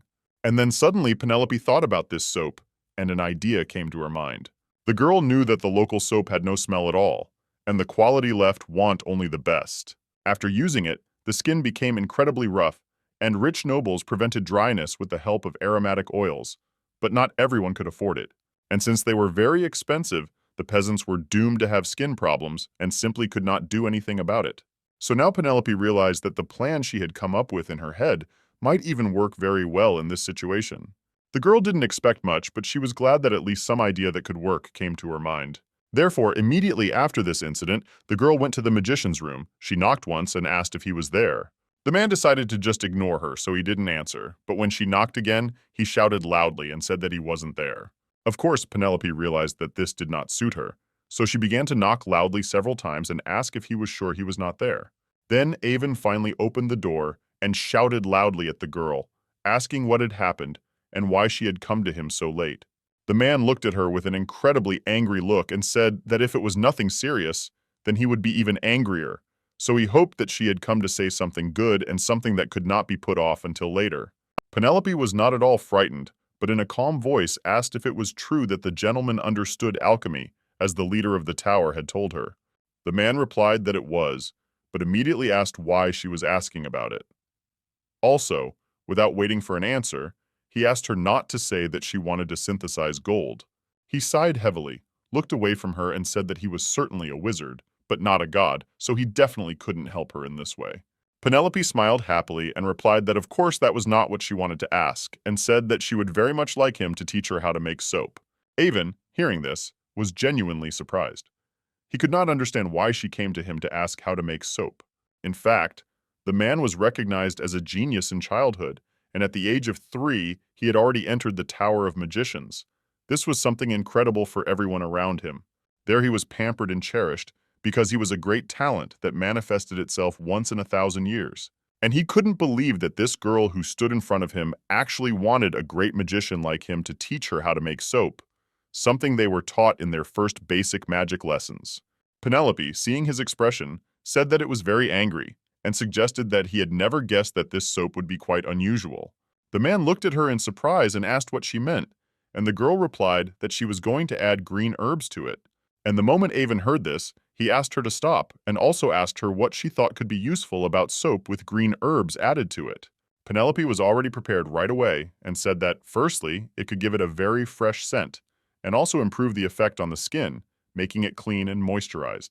By washing your hands with such soap, the effect would immediately become noticeable, and it could also be available to ordinary peasants who could buy it. The girl explained that if green herbs are the main ingredient for making restorative products, then she believed that they should somehow contribute to skin regeneration. Avon immediately got angry and said that it sounded very strange. He wanted to refuse her this idea, but then suddenly stopped and thought. The man understood that at first, this might seem like some kind of nonsense. But then, after thinking about it, he realized that this was not a crazy idea at all. He knew that green herbs really helped heal wounds, and if soap was made from them, it could only have a positive effect on the skin. Penelope at that moment just stood there and waited for some kind of answer from him. And then suddenly Avon answered that this time he would like to get 50% for himself. He warned her of his ultimatum. The man intended for them to either be equal partners or she would do it herself without his help. Penelope thought that making soap was not so difficult, but adding green herbs would require magical knowledge from her. Therefore, she simply had no other choice but to agree to this deal, which was not very beneficial for the girl. Once they had agreed with Penelope on all this, the man immediately came to his office and began to carefully study this issue. He knew that going through all the synthesis options would take too long. So Avon decided to start by studying the reactions of herbs that would be used in potions. Of course, he didn't like all this and found it very boring. He never not was by sole routine job. But this time the guy simply had no choice. He sighed heavily, thinking that Penelope was indeed a rather capable person, who had very brilliant ideas. He couldn't deny it, because then it would seem too wrong. However, he still considered her a rather strange girl, and in some moments he didn't understand her. On the other hand, he knew that geniuses were always different from all other people, and this made their inventions even more special and famous. Therefore, he not became too much get stuck on similar. Then suddenly, when Avon continued to study this issue, he became curious, because usually no one dared even look him in the eyes. Absolutely everyone had previously avoided him and thought that he could harm them, but now she is suddenly not afraid to challenge him and even ask for help. Although it was not surprising, he now looked very shabby, and once even the emperor did not dare to treat him rudely, because he not only had status, but also respected this status. And all because he used to be a great magician, respected by absolutely everyone in the empire. Now he had given up his position a little, and because of this, the man was sad. Avon looked up from his work again and wondered what Penelope was thinking about.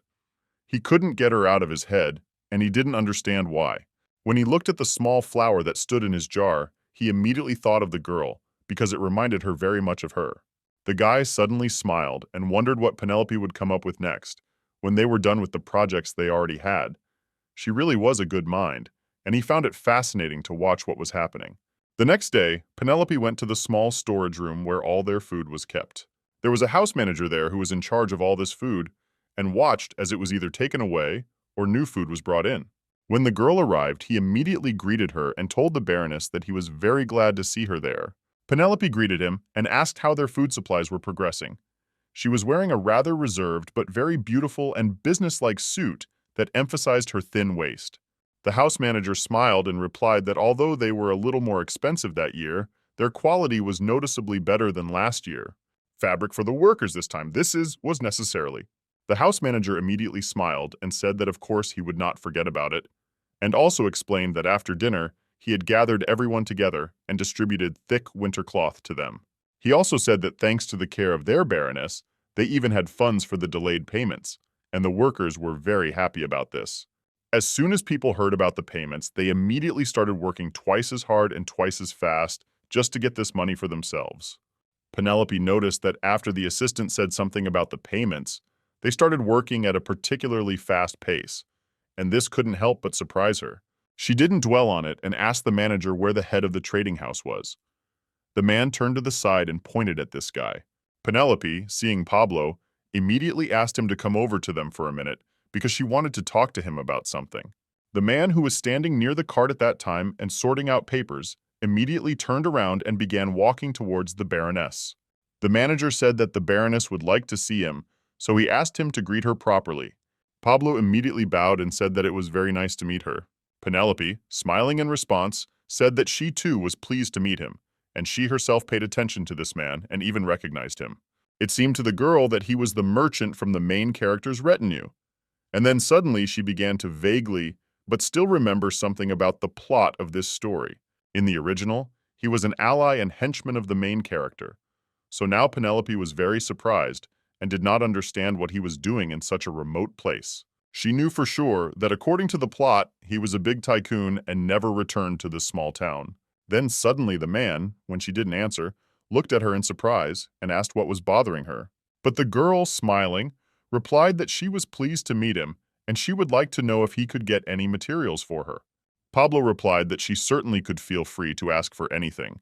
He could find whatever she needed, even at the ends of the earth. However, he said, "He this," without enthusiasm.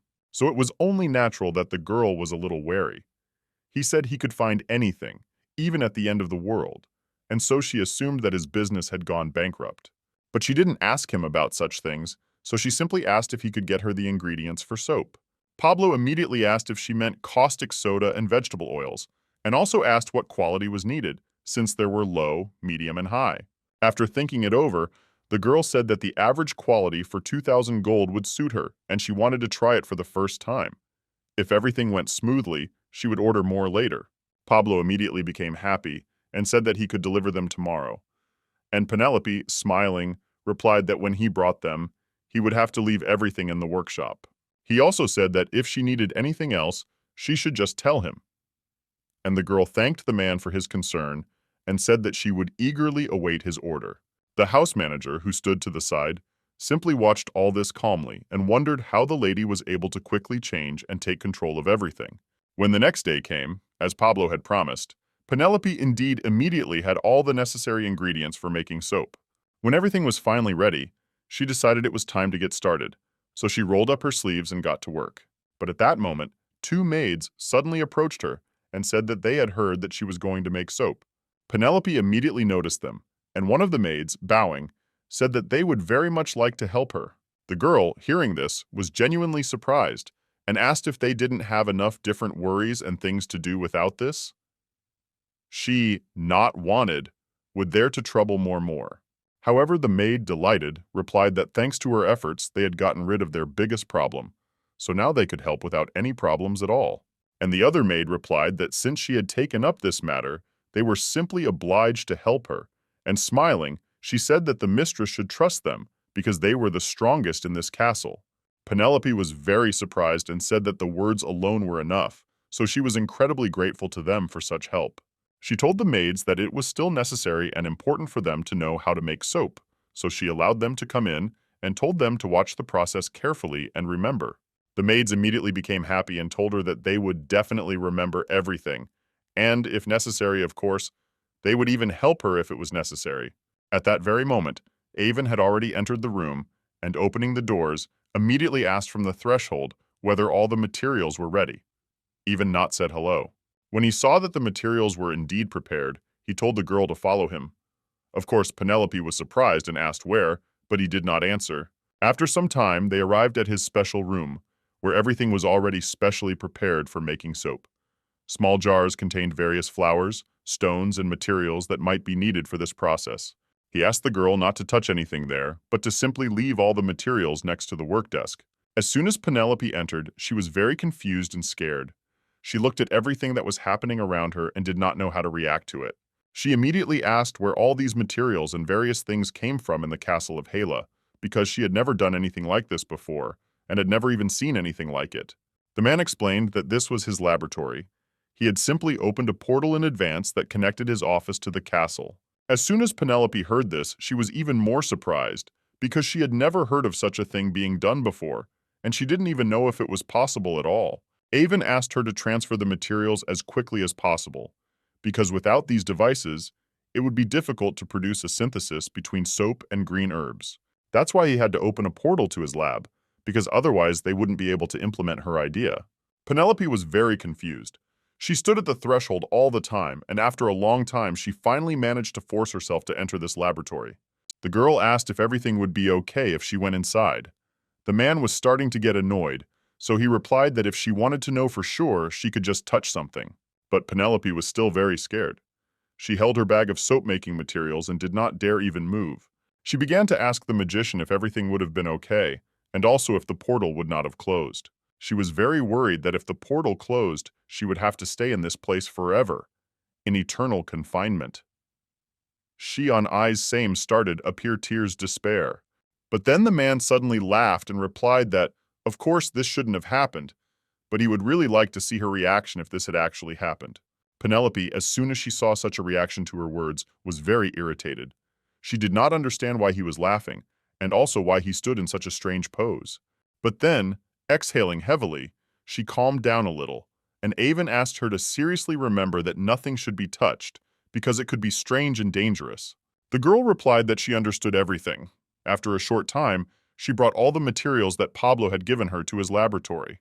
And when everything was finally ready, Avon said that in that case they could already begin. Everyone put on special protective equipment, and the maids were also ready to help and remember how it was all done. The process was actually quite simple. You had to mix water and caustic soda in equal proportions. Then it was necessary to stir it so that the soda dissolved well and there were no lumps left. After this, pour the liquid into a wooden form covered with parchment paper.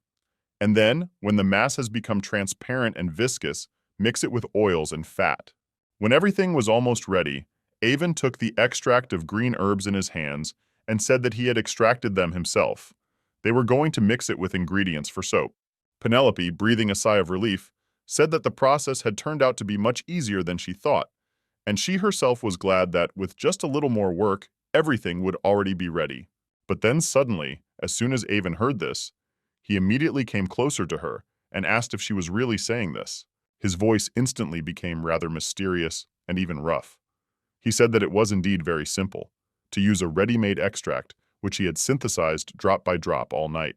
As soon as the girl heard this, she immediately felt awkward, and in order to diffuse the tense situation, she said that it was quite a calming job. Of course, the man still didn't like it. He looked at her with a stern gaze and even regretted that he had agreed to this adventure. But she assumed that he probably just couldn't sleep because of his unhappy love, and now he was very angry about it.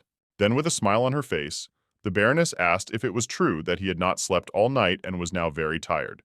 The man did not answer. He turned around and said that he did not want to give her any comments on this. Penelope was very upset and didn't understand why he was so upset about all this, and for a while there was complete silence between them. Avon went to the soap, added the extract, and said that all that was left was to wait until the ingredients in the wooden mold hardened. The man began to take off his protective equipment, just like the girl, and told everyone that they had done a great job. She also turned to the maids, who had already removed all their gloves and masks, and said that they had also done a good job, and therefore could leave already.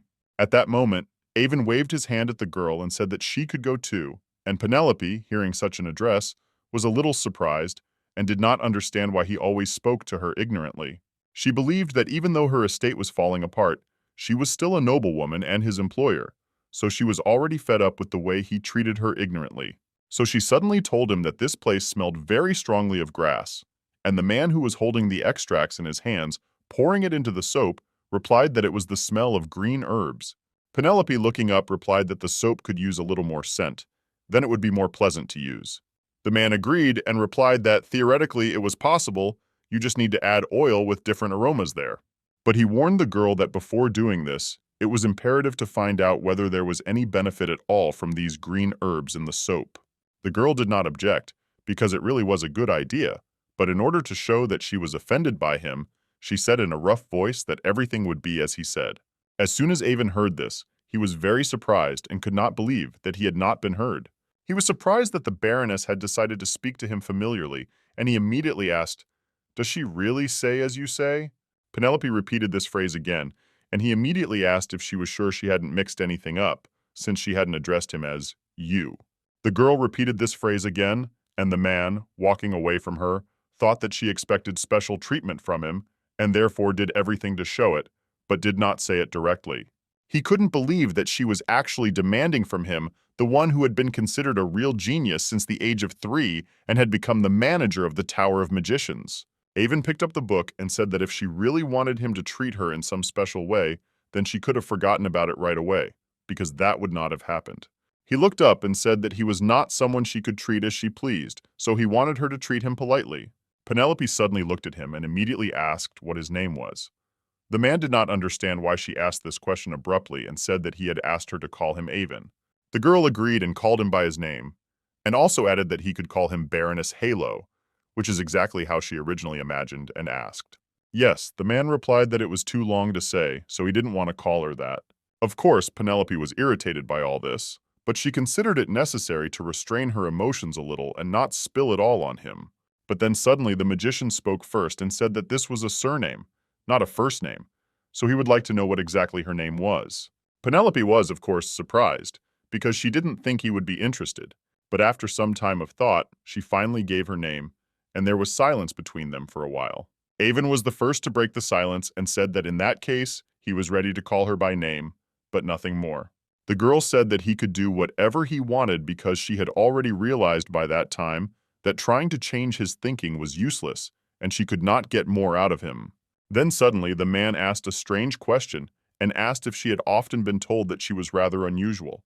But the girl didn't take it as an insult and replied that she doubted that she was even half as strange as he was. When the next day came, the man called the girl to him because the soap was already ready, and as soon as Penelope saw it, she was amazed. It was simply delicious, had a greenish tint, and the girl decided to try it out with the maids to see if her idea was useful. The first thing they were going to do was test this soap on their face, and all 3 of them immediately started trying it. When they finished doing this, Penelope immediately asked if they liked it, and the maids replied that the skin became more moisturized and soft, so they were pleased. They also felt that their faces actually started to glow after using this soap and their skin became shiny. Penelope was immediately pleased with what they said, so she suggested doing the next test. The next step was smell.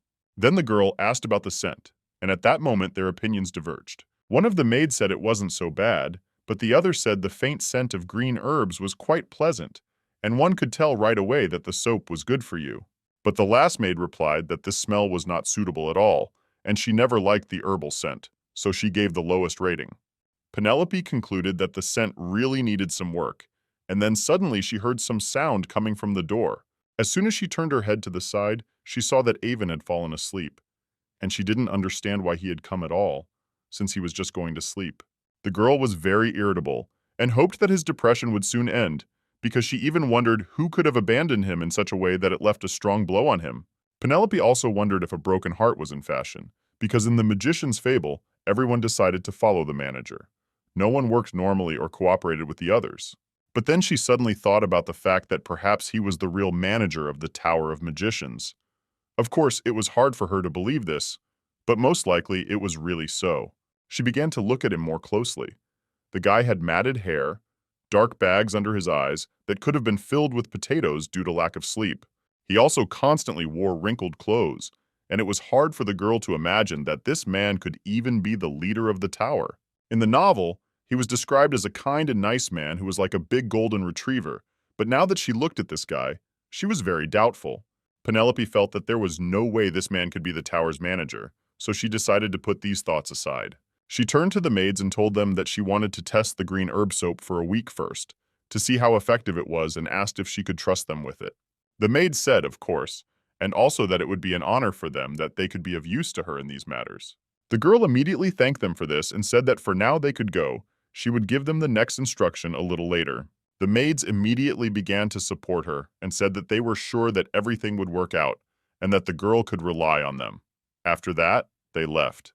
At that moment, Avon woke up, approached Penelope, and said that in that case, all they had to do was decide on the price.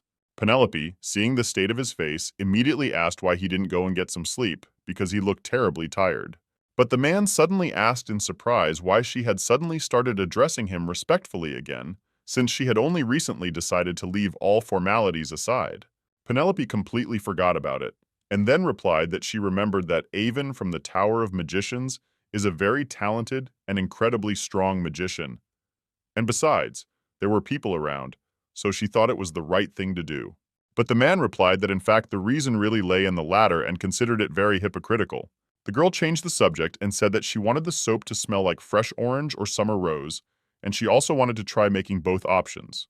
Another one thought it would be great if they added a sweet scent, but that could be worked on a little later. Avon, hearing all this, immediately asked in surprise, did she really want to add fragrance to the soap right at that stage of development, since he initially believed that the effectiveness of green herbs needed to be tested? The girl pointed towards the maids, who were happy and their skin looked simply amazing, and replied that it seemed to her that everything was working as it should.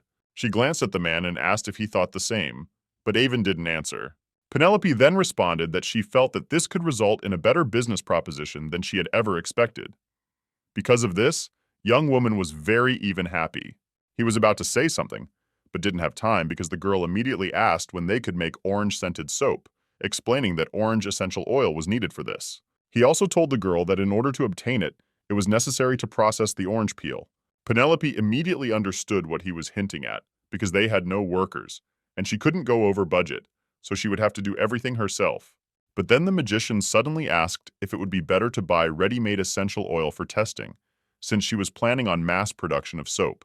He explained that doing all this manually was a waste of time. This way she could save not only time but also resources. He considered this the best option. As soon as the Baroness heard this, she immediately became happy and told him that it was a great idea. She needed to meet the merchant again and ask him for more materials. The girl turned around and, leaving, said that he was just about to deliver extra food that day, so she needed to get there in time and tell him. Avon watched her go and thought to himself that he was also a workaholic, but this was too much for him. The man became curious about where the girl had gone, who was afraid to even enter his laboratory and could not take a single step when she entered inside.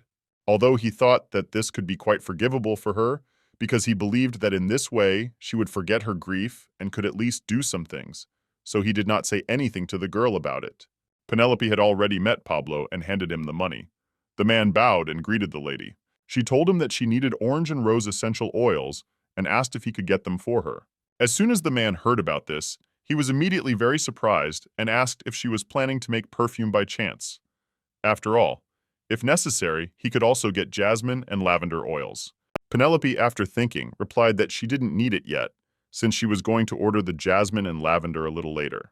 The girl also explained that she needed the above ingredients to make soap, and as soon as Pablo heard about the soap, he was very surprised. He asked, in an alarmed voice, was she really going to make soap with the scent of orange and rosé? But the girl replied that this was exactly it. And at that moment, horror appeared on his face. He tried to calm down because he understood that he could not show the Baroness that he was surprised by such an idea. The man knew that aristocrats loved to use aromatic products, which were too expensive for commoners. He tried to figure out if there was any sense in it at all and how the girl could even think of it. So he couldn't contain his surprise and turned to her. He told Penelope that he apologized for his ignorance, but wondered if he could find out what properties this soap would have. And the girl replied that with the help of these oils, it would definitely smell nicer. And as for the other properties, they could be tested experimentally if he so desired. Then she thought that orange peel would be very effective against pigmentation and slow down aging. Rose oil would help relieve tension, and it also had the effect of attracting the opposite sex. But she decided that it was not at all necessary to tell the man such details, so she simply asked when he could prepare this product for her. Pablo replied that it would take him a week, but then changed his mind and replied that about 4 days would have been enough for her to receive the goods. Then the girl turned around and started to leave, saying that she had left everything to him. The manager was supposed to cover the cost, and the man replied that she could rely on him and she shouldn't worry at all. But in fact, he was very surprised, because he did not understand how this could happen. He always thought that this crumbling estate But in the end, when he arrived there and saw everything with his own eyes, he learned that there was a lot of money in this estate, and it was quite promising. He turned to the house manager and whispered that he believed Baroness Hale had taken over the management of the estate after her husband's death, and that this surprised him. But the manager suddenly got very angry and said that it was none of his business, and therefore he would really like the guy to just limit himself to delivering his goods and not interfere where he was not wanted. Pablo realized his mistake, so he bowed and immediately said that of course this would not happen again. He even regretted a little that he had asked such a question at all. After this, he said that he would like to make a gift to the Baroness as a sign of good intentions and asked if she liked silver fox fur. The house manager, upon hearing about this, was immediately very surprised and said that silver fox fur was a rarity even in the north. Pablo smiled and replied that it would probably be a wonderful gift for his new client, so he decided to give her just that. 2 weeks passed from that moment, and the maids washed themselves with this magical, wonderful soap every morning and evening. Their skin became simply amazing, and during all this time, the maid, when she noticed this, was simply happy because she always had some pigmentation, but now it was simply perfectly clean. Suddenly, someone knocked on Penelope's door, and when she allowed them to enter, the maids ran into her office and were incredibly happy. They all spoke in unison and asked her for more herbal soap because it had worked so well on their skin. And one of the older maids, who also took the soap for testing, said that her daughter had asked so persistently that she simply could not refuse her. Penelope immediately tried to calm them down and said that they would soon begin mass production of soap in the estate and asked if they could wait a little until then. The maids immediately rejoiced, said that of course they would wait, and applauded, praising their mistress. After that, they started to leave, and the girl thought that the reaction was just amazing, and she was very pleased with their work. And it turned out to be even cheaper than she expected. The girl was just sitting and making all the calculations that she had to calculate before producing a large amount of soap. She was worried about the cost of buying ready-made essential oils, but Pablo sold everything at a price much lower than the market price, and this pleasantly surprised her. She thought it was just a wonderful start, so she was pleased with her work, and this inspired the girl. But at that moment, without warning, Avon burst into her room and, shouting, said that the lazy gnomes had finally begun to earn their keep. Penelope looked at him in surprise and asked if that meant he had made the boiler and hot water system. The man, coming closer to her, said that it was almost so, but the pipes would take a little more time. However, the bulk of the work was already done. He handed the girl a piece of paper and said that everything would be ready very soon, and they had found suitable material for the pipes, so the work should go faster. When the girl didn't react to this and noticed that Avon wasn't leaving, she didn't understand what he was waiting for. Was it really some kind of approval from her? The man, folding his arms across his chest, was positively glowing with happiness, and told her that if everything had been built according to the blueprint, the temperature inside the room would have risen to 60 degrees. Therefore, he believed that with such a turnover, it would even be possible to create a greenhouse. Penelope, hearing this news, was very happy because it meant that they would be able to start the heating before the first snow. The girl clapped her hands and said that this was really great news, but the man didn't like this reaction. He asked, a little angry, "Is that really all you wanted to tell me about this?" The girl looked at him in surprise, not understanding what else she was supposed to do. Avon thought that in the tower's magic, they would already be rolling on the floor in surprise. He immediately moved away from the girl and asked if she could show at least a little more enthusiasm, and asked, "Have you really managed to grow old in your soul to such an advanced age that you can't even rejoice normally?" Penelope was genuinely surprised when she heard this and just looked at him with her big brown eyes, not understanding what he wanted from her at all. Then suddenly Avon, moving closer to her, asked, "Is it true that you have often been told that you are boring?" The girl didn't understand. Was she really supposed to dance with delight because he did everything as she asked him to? But she didn't tell him this, because she understood that there would be an even bigger scandal, so she simply kept silent. She went back to her business, and the man sat down at a small tea table and told her to forget it, and also asked how their soap business was going. Penelope explained that everyone was planning to meet with the sales representative that day and try to close a contract. She also said that she had considered entrusting the Merchant Guild with distributing the soap on behalf of the estate and believed that it would be the right decision. As soon as the guy heard about this, he was very surprised and asked in a worried voice, did she really think about distribution before she even finished her production? He also assumed that she must have trusted this representative very well, since she would do such a thing. Penelope, continuing to sign the papers, replied that this would become clear after the conversation.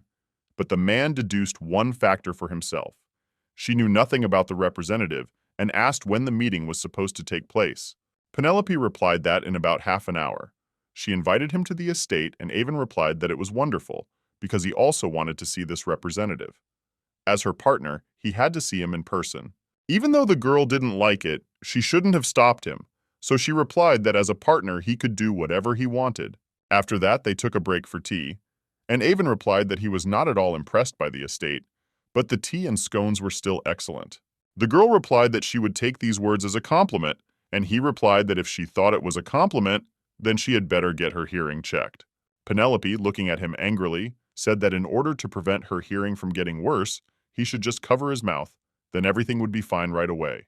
She also decided to change the subject after that and asked if something could be done about his long hair. She explained that they covered half of his face, so you could hardly see anything.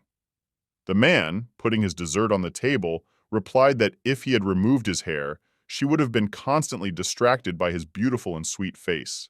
Of course, she didn't like that answer, so she said let it be as he said, and her voice sounded rather rude.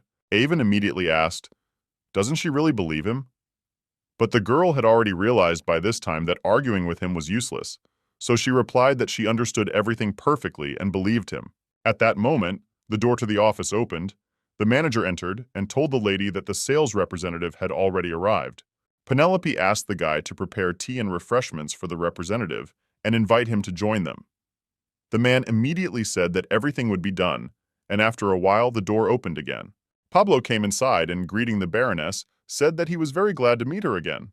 He smiled happily, and at that moment Avon looked up and looked at him. As soon as he saw this man, he was sincerely amazed and immediately asked, "Where did this man end up in their estate?" Apparently the man knew him. Pablo, looking at him, said that it seemed the man recognized him and asked, "Is it true that we have met before?" Avon was very angry and did not understand why the dog, which had been running after Betty all the time, was now in this place. Realizing that she had ignored their angry looks, she turned to Pablo, telling him to sit down. The man immediately thanked her for this, as well as for the invitation. When Penelope sat down next to the magician, she introduced him and said that he was also her partner. Pablo, upon hearing that he was a mage, immediately said that he understood everything. He replied that he was very glad to meet, gave his name, and explained that he ran a small trade guild. Of course, Avon had no intention of being polite to him, so he didn't even greet the man, but simply grimaced and chuckled heavily. Penelope, immediately smiling awkwardly, replied that he was not a particularly friendly person, so she advised the man to simply not pay special attention to him. He just wanted to be present. The sales representative immediately responded that he understood everything, and also said that the girl didn't have to worry at all. For him, it was a mere trifle. Then the girl handed him a piece of soap that she and the magician had made and told him to look at it carefully and give his opinion. Pablo smiled and said that it was indeed very well made, but he himself wondered what was so unusual about it because it looked like a completely simple soap. But as soon as he wanted to smell it, he immediately felt an incredibly strong orange aroma. Now Pablo realized that she had indeed added orange essential oil, which she had bought from him back then. He was impressed for a while and simply sniffed this delicious aroma. After a long silence, Penelope asked him what he thought about it. The man replied that he thought orange-scented soap would be weird. So he said that when she first asked him for this essential oil, he thought that nothing would come of it. But the aroma turned out to be quite refreshing, and he really liked it. Then the Baroness asked him, with hope in her voice, whether he thought it could be sold to people. But the man suddenly answered with a low voice that he was not really sure about that. Of course, Penelope expected him to be cautious, that was quite obvious, so she was not surprised. The man himself thought that if people liked the addition of fragrance, the price of soap would increase several times, and he knew that this would be quite profitable. But since it was already quite expensive, he doubted that any of the common people would be interested in such a product. Well, aristocrats would of course pay attention to it at first, because it is an unusual scent and something newer on the market. Yes, Paolo understood that they were rather capricious in the back, and soap would become just a temporary fashion that would disappear rather quickly. Typically, nobles use soap to wash their bodies and then applied essential oils on top, so he believed that they had no need for the soap itself to have a scent. However, at that very moment, the maid brought a huge container of water to meet them and placed it on the table. As soon as the merchant saw this, he was immediately very surprised and asked what it was for. And Penelope answered him that he could try the effect of this wonderful soap himself. The man was a little hesitant, but once he tried it, he was pleasantly surprised because his skin became soft, shiny, and delicious. The man screamed loudly and asked how this was even possible. He had never heard of skin being shiny after soap. He knew that adding simple orange extract couldn't have had this effect, so he was very curious as to how this could have happened. But Penelope was pleased because she expected him to notice everything. He was a real salesman, so she said it was true. Even though the soap smelled of orange, it was not ordinary. The girl explained that its official name was green herb soap, and over the course of 2 weeks, many participants tested the soap on themselves to see what properties it had. The results showed a significant improvement in skin texture, skin lightening, and a reduction in acne spots, marks, and pigmentation. After that, she handed the man the documents and said that everything was written down there. These were reports written by the subjects based on their experience using this soap. So Penelope said that now she really wanted to hear his opinion. After he tried this soap on himself, she wanted to know the exact verdict. Many hours had passed since then, and Penelope felt incredibly tired, because all this time she had been sitting with the merchant and discussing all the details. Despite the fact that the girl tried to get the most advantageous position for herself, the man was still good at his job and stubborn. But in the end, everything ended well, and the contract was signed. She was even able to think through a short sales strategy in advance. The girl believed that soap with orange and rose scents should be made as a premium product to be sold to the upper class. Soap with reduced green herb content was to be produced as a cheaper version for commoners so that everyone could afford it. Before leaving, the man asked if he could have a set of green soap as a promotional sample, as he wanted to give it to influential noble families at the beginning of the season so that they could try it first. The girl turned to the magician and asked what he thought about this. The man, who was calmly eating his dessert, said that everything was clear to him anyway, so he did not understand why she asked such stupid questions. But Penelope asked in an anxious voice, didn't he have any thoughts when he saw a person and discussed rather important matters? However, Avin replied that he was still as hasty, dodgy, and stupid. As soon as the girl heard this phrase, she was very surprised. And all because it meant that they had already met before, so she, sipping tea, asked, had they really known each other before? The man replied that they barely knew each other. He was just an acquaintance of his acquaintance, and that was why he knew him. Penelope was surprised, because for such a level of acquaintance he knew quite a lot about Paulo. But since he didn't want to talk, she didn't insist on it. Then Avon suddenly asked the girl if it seemed to her that it had become much colder in the castle, and he also asked if she had already prepared for winter. Penelope replied that she thought she had prepared well, but there was still no need to worry. According to the manager, the preparation for winter this time was better than last year. Avon was surprised to hear this and said that in that case, all the necessary equipment needed to be moved to the castle and the portal that led to his laboratory should be closed. He explained that this kind of magic wasted too much of his magical power, so he felt it would be much more productive this way. Penelope, without showing any interest, replied that he could do whatever he wanted, and the man smiled happily and asked, "Is that really true?" As soon as she saw his sly smile, for some reason she began to regret it very much and realized that she had said it in vain. After this, she handed over the highest powers to the manager and organized a soap workshop in the city public building. It was much better that way. Having allocated one of its parts for work, she hired the inhabitants of the fief to make soap, and very soon the workshop acquired a decent appearance in which it was pleasant to work. At that time, besides the magician, only Penelope and the manager who was monitoring the whole thing knew the recipe, and she thought it wasn't that bad. She explained to her manager that the method of making soap from green herbs should be known to as few people as possible. The man bowed and said that, of course, he would remember him and try to follow all the above rules so as not to let him down under any circumstances. After this, the manager traveled tirelessly between the workshop and the castle, doing his work in 2 places. And the resourceful women quickly mastered the process of making soap, and it became very easy for them to do their job. Soon they all started producing quality-scented soaps that were simply superb. It was packaged in luxurious paper and sold in various shops. As expected, the soap received a positive response from consumers because it worked just fine. It became famous as a special product of the Hala region, and the workshop became a new center of life. With more and more restaurants, taverns, and small shops popping up, their life grew and only got better.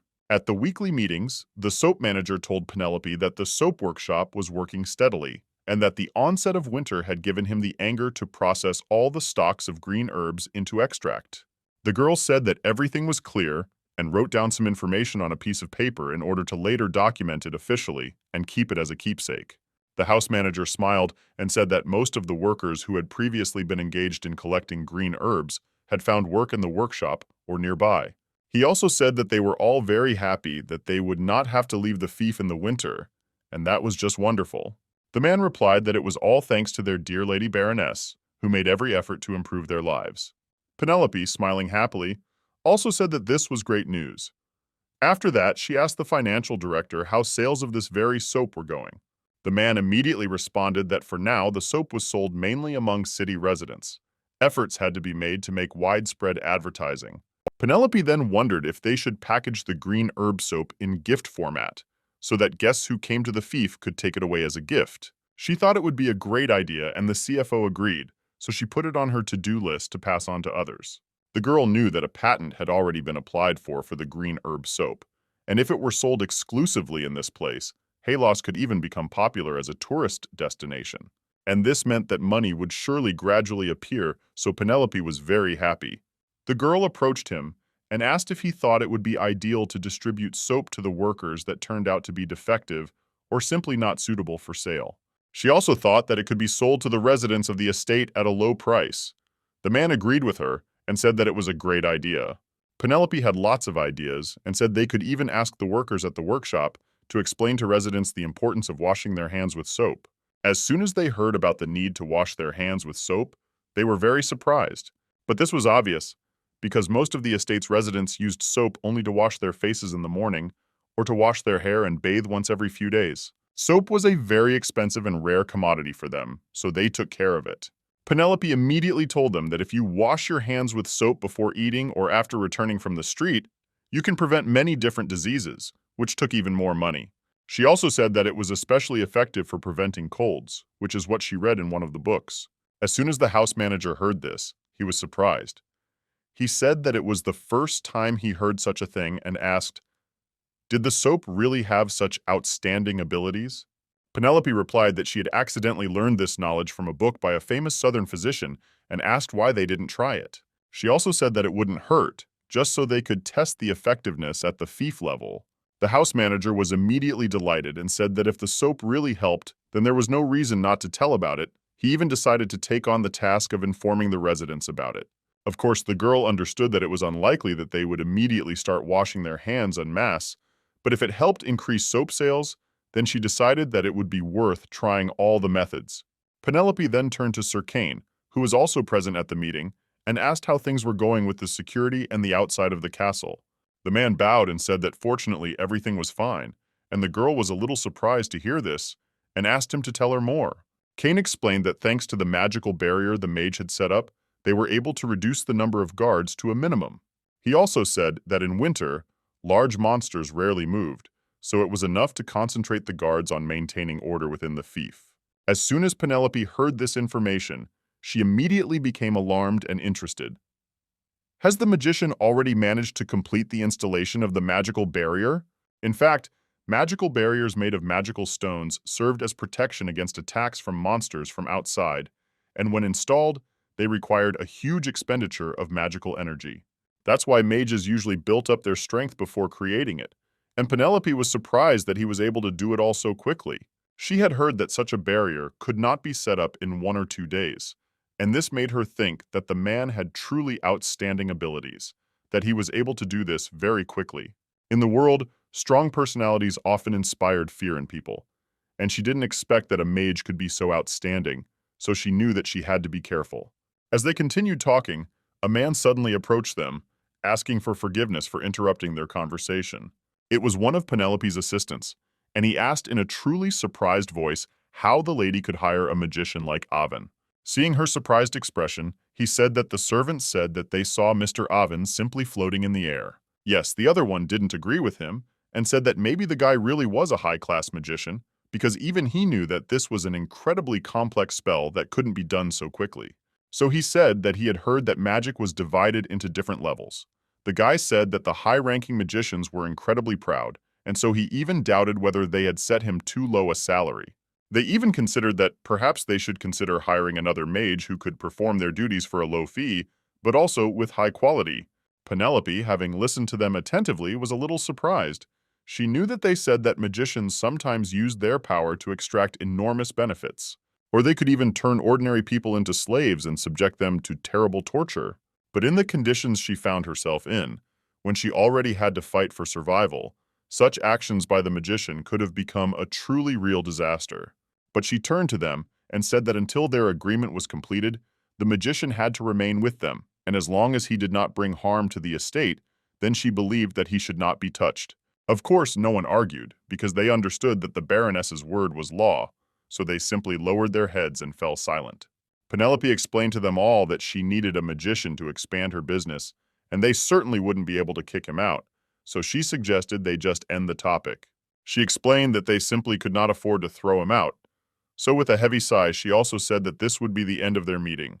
But at that moment she suddenly sneezed very loudly, thereby alerting everyone present who did not leave. The girl suddenly felt a sharp cold that she could not control. She did not understand what had happened and why her condition had worsened so much. The house manager, as soon as he noticed this, immediately said that she should have put on something warmer, so he added that he asked his Ushanka to prepare warm clothes for her. Penelope agreed with him and said that it had simply turned out to be colder than she had expected, and added that winter was apparently already very close. As soon as the man heard this phrase, he was very surprised. He said that in fact this is still warm weather compared to what they had last year. Of course, she didn't expect to hear this because she didn't know about all this before, because the castle was heated with crystals. But now she had to freeze all the time. She just couldn't warm up. One evening, she was sitting by the fireplace with a cup of hot tea and a warm cape over her shoulders, but she was still shaking from the cold. Avon, who came to her, said that apparently the frost would come earlier than usual, and with a smile on his face, added that apparently the snow spirit was in a good mood and would like to pamper them all with his presence. The girl was silent for a while, because she was trying to gather strength to answer him, and after that, she asked if he could tell this spirit to calm down already, because she could not live like that. The man replied that the spirit of snow never listened to people. He considered people to be noisy and rude creatures who were completely useless in this world. Of course, Penelope was upset when she heard this, and even very angry. But then suddenly, when she was about to drink something from her cup, she was very surprised because there was no liquid left in it. When she looked inside, she saw that her tea was completely frozen, and she couldn't believe that this was really the case. This had never happened to her before.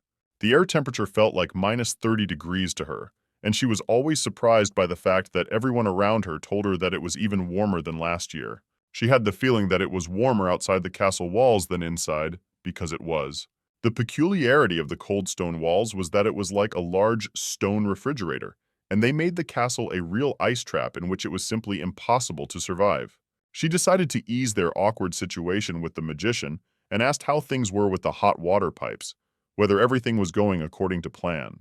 The man replied that everything was under control. The work was progressing, despite the fact that due to the cold, the work capacity had decreased a little, but everything was going well.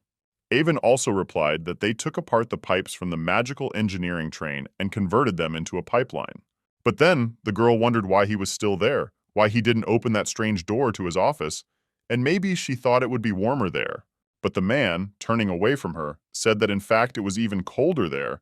The Tower of the Magicians was located at the very end of the northern gorge, so being there was definitely not an option for him.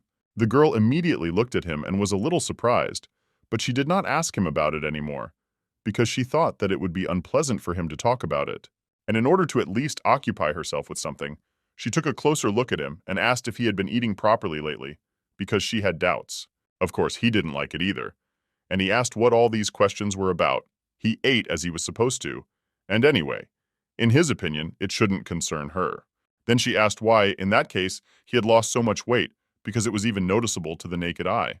The man was still angry with her, so he asked how it even concerned her. Smiling happily, Penelope looked into his eyes and said that now he looked even thinner than on the first day, and she was still worried about him, because they were business partners after all.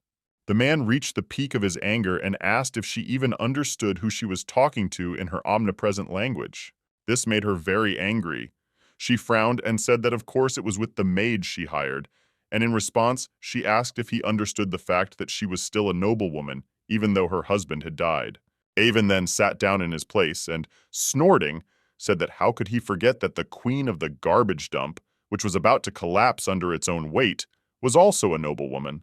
But Penelope didn't stop and said that actually it sounded like an insult, so he just called the noblewoman trash. She was tired of this argument, so before he could say anything, she said that she hadn't intended to lecture him at all. She just asked him not to forget to eat, because she didn't need to worry about a half-dead mage. She already had enough problems. The guy agreed with her just so that she would leave him alone, and Penelope didn't understand why she was being punished like this. She had enough problems in her life, and on top of that, this idiot couldn't do basic things. As soon as the man began to remember the girl he was in love with, because of whom the tragedy happened, he immediately became sad, and Penelope, seeing his expression, immediately understood what he was thinking about. Of course, up until this point, the girl had assumed that everything had already worked out with him, but as she could see, this was not the case. She was about to tell him something else when suddenly someone knocked on the door and asked if he could come in. The Baroness immediately gave permission to do so and also inquired what had happened. It was the house manager, and bowing, he said that the gnomes had completed the installation of the heated floor. As soon as she heard this, she was genuinely surprised and immediately went to check everything thoroughly and talk to the workers. The first thing she decided to do was to test the system in the gardener's house. It was an unused outbuilding, so if something happened there, it wouldn't be a big deal. And when the three of them arrived there, Penelope immediately asked if they had already launched it, and when they waved at her in agreement, she suggested that they all check its functionality together. As soon as they got there, the gnomes immediately met them and greeted them. One of them asked them to come in and join them inside as it was very cold outside, and they also asked all visitors to take off their shoes. As soon as the manager heard this, he was amazed. He could not understand why he had to take off his shoes, because it would be incredibly cold, especially if the system did not work. But to his greatest regret, he simply had to submit, and as soon as they went inside, it was incredibly warm there. He couldn't even contain his surprise. He screamed and said that it was amazing. He had never been in a room that was so warm. Penelope herself was amazed. She immediately put her hand on the floor and felt the most pleasant warmth that emanated from it. The girl smiled happily and couldn't believe that it had all really worked out. She was very happy because it meant that new achievements were waiting for them ahead. One of the gnomes who also participated in the development said that it was there that with the genius mind of the magician and their incredible skills, they were able to quickly solve all the problems and install everything as she asked. Penelope was sitting on the floor when she suddenly noticed that it was covered with tiles. The girl immediately asked why that was so, and the worker replied that first, they removed the old floor because they were laying hot water pipes, then they covered them with clay so that everything would hold well, and finally, they laid tiles with high thermal conductivity on top, and also applied a layer of clay to the walls and pasted wallpaper to keep the heat in the room for as long as possible. Penelope, hearing all this, was sincerely amazed. She immediately understood that they were all real geniuses, because she herself had not thought of this before. But it was simply the most wonderful solution. She decided not to hesitate any longer, and immediately sat down on the floor completely and enjoyed the warmth that he showed her. As soon as the house manager saw that she sat on the floor, he immediately became worried. He turned to the girl and asked if she had become ill or something else. But she reassured him and said that she was absolutely fine. It was just that the floor was incredibly warm and she wanted to enjoy it to the fullest. She also told him to stop just standing and looking away, and suggested that he sit down next to her on the floor and try for himself how wonderful this feeling was. The man was genuinely amazed. He didn't understand how she could even say such a thing, but soon all three of them sat on the floor and enjoyed the warmth that emanated from him. Of course, the house manager was very surprised, because despite the fact that he felt the warmth of the floor with his feet, sitting completely on it was the most wonderful feeling. Penelope, who was very sensitive to the cold, was now happy. She said with joy that she could finally live normally. And soon after, an official contract was signed with the gnomes. They began by replacing the heating system of the Halo Castle with heated floors, so that they would never freeze again. And most importantly, the manager, who at first thought all this was very strange, ended up spending all his free time in the gardener's house, even sleeping there on the warm floor. This certainly irritated the vassals, because they did not understand how much it was necessary to arrange everything well in that house. since the chief manager never returned to his workplace, but spent all his time there. They considered it negligence on his part, but eventually they gave in themselves, which is why the gardener's house remained the unofficial club of Halo Castle. And not only the vassals, but even the residents of the estate began to regularly go there in order to warm up at least a little. This small house was divided into two parts. The living room was for men, and the bedroom was for women. This place, of course, turned into a cozy place for meetings and heart-to-heart talks. One fine evening, Penelope was sitting at her desk as usual, solving financial issues and signing various papers that required her review. Looking at the beautiful evening sun that was shining through her windows, she already thought that it was time for her to finish and rest a little. And then, suddenly, she inadvertently remembered Avon's words, who said that it was even colder in the Tower of Mages than in her estate. Of course, this made her a little wary. And in the evening, when she walked past all the sleeping women who were warming themselves on the warm floor, she headed towards the men's bags. She opened the doors and immediately heard loud snoring, after which she turned her attention to Avon, who was also sleeping there, because it was impossible to do this anywhere else.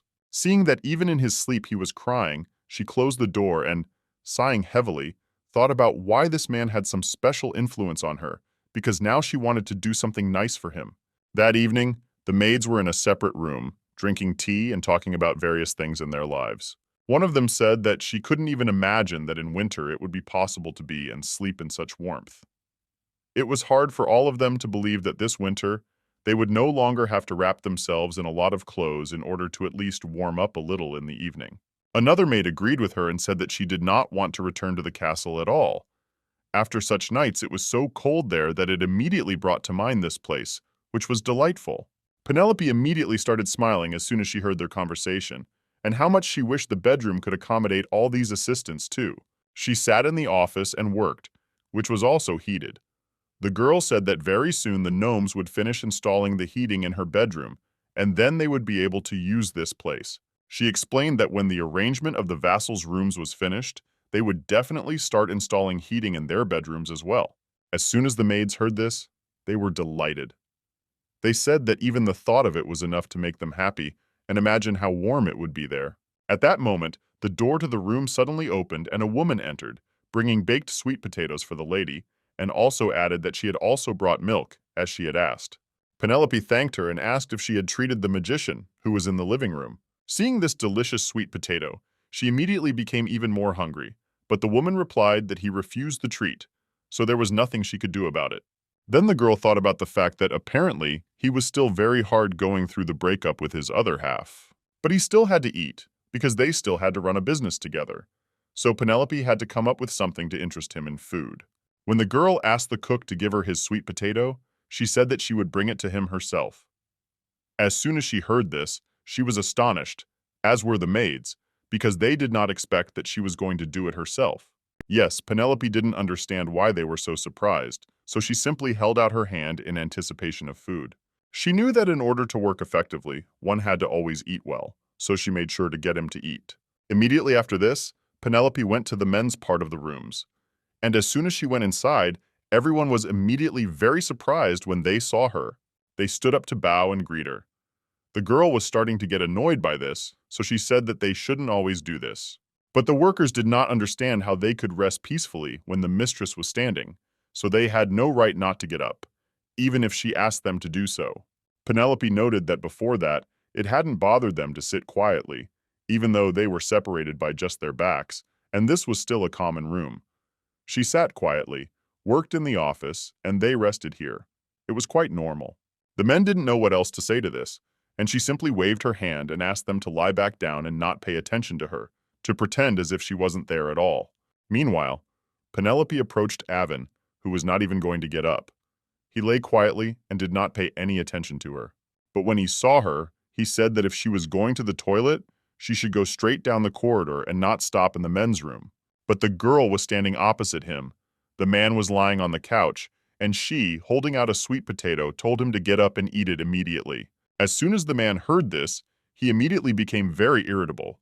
He replied that he could hardly be overfed, and therefore he said that she should not even hope to feed him this terrible food. But Penelope wasn't going to stand on ceremony with him for long.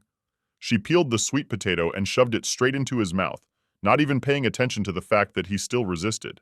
In a confident voice, she said that this was not just an ordinary sweet potato, but a baked sweet potato that was completely different from the usual one. Avinu simply had to endure it, and when he picked up the sweet potato, he immediately asked her how she could do such a thing. Did she really dare to take and feed him this food, like a small child? Penelope, sitting down next to him, replied that perhaps he did not know, but people died if they did not eat anything for a long time. So she asked him that if he suddenly choked, he should get up and drink some milk. At that moment, the man felt a really strong lump in his throat and started coughing. He took the whole glass of milk from her and drank it down in one gulp. Penelope looked at him in surprise, but was happy that she was still able to make him do at least something. When Avin finished drinking, he yelled at her, asking what she was doing. Did she really want to die and dare to do something like that? But Penelope ignored all his threats and simply asked him if he enjoyed it. As soon as he heard this, he was genuinely amazed. The girl asked him if he had a sweet and aromatic taste in his mouth that simply melted between his teeth. She handed him a few more potatoes, saying that there were more and he could feel free to take them. Avin couldn't believe that such willful and impudent women really existed in that world. But as soon as he looked at that baked, attractive sweet potato that had an incredible aroma, he began to think. The man felt really hungry, and after some time had passed, he ate the whole bucket of this food. Of course, he felt a little embarrassed, but still, overcoming his feelings, he asked, "Was that really all the sweet potato?" Penelope replied that there were no more, but she could bake it again. He wanted it so much it was not difficult for her. As soon as he heard this, he was immediately very surprised and asked if she was really going to bake it herself. He was surprised that a noble woman of her status could devote time to such trifles, because he believed that this was definitely not her status, and usually everything like that was handed over to the maids. But Penelope didn't understand what was so unusual about it, because in the middle of winter, baking sweet potatoes was very fun for her, especially since she remembered her past life, how she always did this. So the girl replied that since that was the case, he could join her and they would bake some sweet potatoes together and then eat. Of course, this phrase outraged the man even more, and he asked what she meant when she said together. She smiled and said that was right. They could bake it together and said that it would be a lot of fun. After that, the two of them dressed warmly and went out into the yard, where the girl lit a fire and put several sweet potatoes directly inside. Penelope turned to him and said that as soon as they went outside, it perhaps became a little easier because it was already stuffy in the house. Avin looked at her in surprise and said that he did not understand at all why she would leave a warm home for such a meaningless activity. But nevertheless, he was there next to her. Penelope, continuing to stir the sweet potatoes to keep them from getting tanned, said that she knew he had been in a bad mood lately, but sometimes it was good to have a little fun. She explained that if you don't move at all for a long time and don't have any fun, then over time it only gets worse. She knew this from her own experience. The man yawned and replied that she spoke just like the rector. She pretended to be indifferent, but in reality she was no different from the others, because she loved to teach. The girl ignored this remark and said that the sweet potato was almost ready. It was only necessary to wait a little longer. He looked at her in surprise and said that he didn't think it could be so easy for her. She was a noblewoman after all. When he saw her surprised expression, he explained that usually noblewomen of her status only ate what the servants prepared for them and could not even imagine how it was all prepared. Penelope sighed heavily and replied that she had simply seen it once and learned it, so there was nothing surprising about it, in her opinion. But then suddenly the man, turning away from her, thanked her in a quiet voice for trying so hard for him. It really was quite valuable to him. Gladly, smiling again, Penelope looked at him and said that she was very glad that she had managed to distract him at least a little. The guy was surprised to hear this suggestion, but they decided not to touch on the topic any further because it made both of them uncomfortable. And after a short, awkward silence, Penelope said that everything passes, and this, of course, will pass. So she advised him to just enjoy this beautiful falling snow around him, because no one knows when you can see such beauty again. Every year it falls differently. As soon as the man heard this phrase, he immediately moved away from her very quickly and asked in an alarmed voice, "What did she say and how did she know this?" Penelope looked at him in surprise, because she did not expect such a sharp reaction, but explained that it was difficult not to guess when he had a perpetual sour face. She also explained that absolutely everyone in the castle had known for a long time that the court magician had been abandoned, and that this was precisely the reason why he was such a nasty, sad, an eternally dissatisfied person. Of course, Avin was very embarrassed by this. He did not expect it to be so visible, and hoped that it was all kept secret, but he was wrong. Penelope immediately asked with a smile on her face, did he really think that his suffering was never heard? And also that it was not noticeable from his eternally sad expression that he was experiencing some kind of loss in his life? With a heavy sigh, she said that if he wanted to die for this man, then that was entirely his right. But if that was not the case, then it was time for him to start living for himself, at least to improve his diet so as not to die of hunger. Avin, hearing these words, seriously thought about them because it was all true, and deep down he was well aware and understood it. If it were that easy, he certainly wouldn't be in this place. For what he thought was such a small fee, he would have quit drinking long ago and started living the life he wanted. Betty was absolutely everything to him. He was ready to do anything just to make her smile. This girl was his happiness and became his grief. If she had asked, he would have even given her his life. But parting with her, he was seized by pain that echoed throughout his body. The man could do absolutely nothing about it because she did not choose him, and this betrayal fell like a heavy burden on his heart, even weakening his legs. Avin sat in silence for a while, and then told Penelope that all this time he could not imagine his life without her, just as he could not at that moment. And it is for this reason that he cannot come to his senses, cannot begin to live for himself, since he could not and cannot imagine his life without this girl. Penelope understood him perfectly, and replied that no one in this world deserved such treatment, so she was incredibly sorry that he had to go through such an experience, which was very tragic for him. As soon as the man heard this, he was genuinely surprised, because he thought that she would again begin to condemn and scold him for being weak-willed and unable to simply pull himself together, but she gave him true support.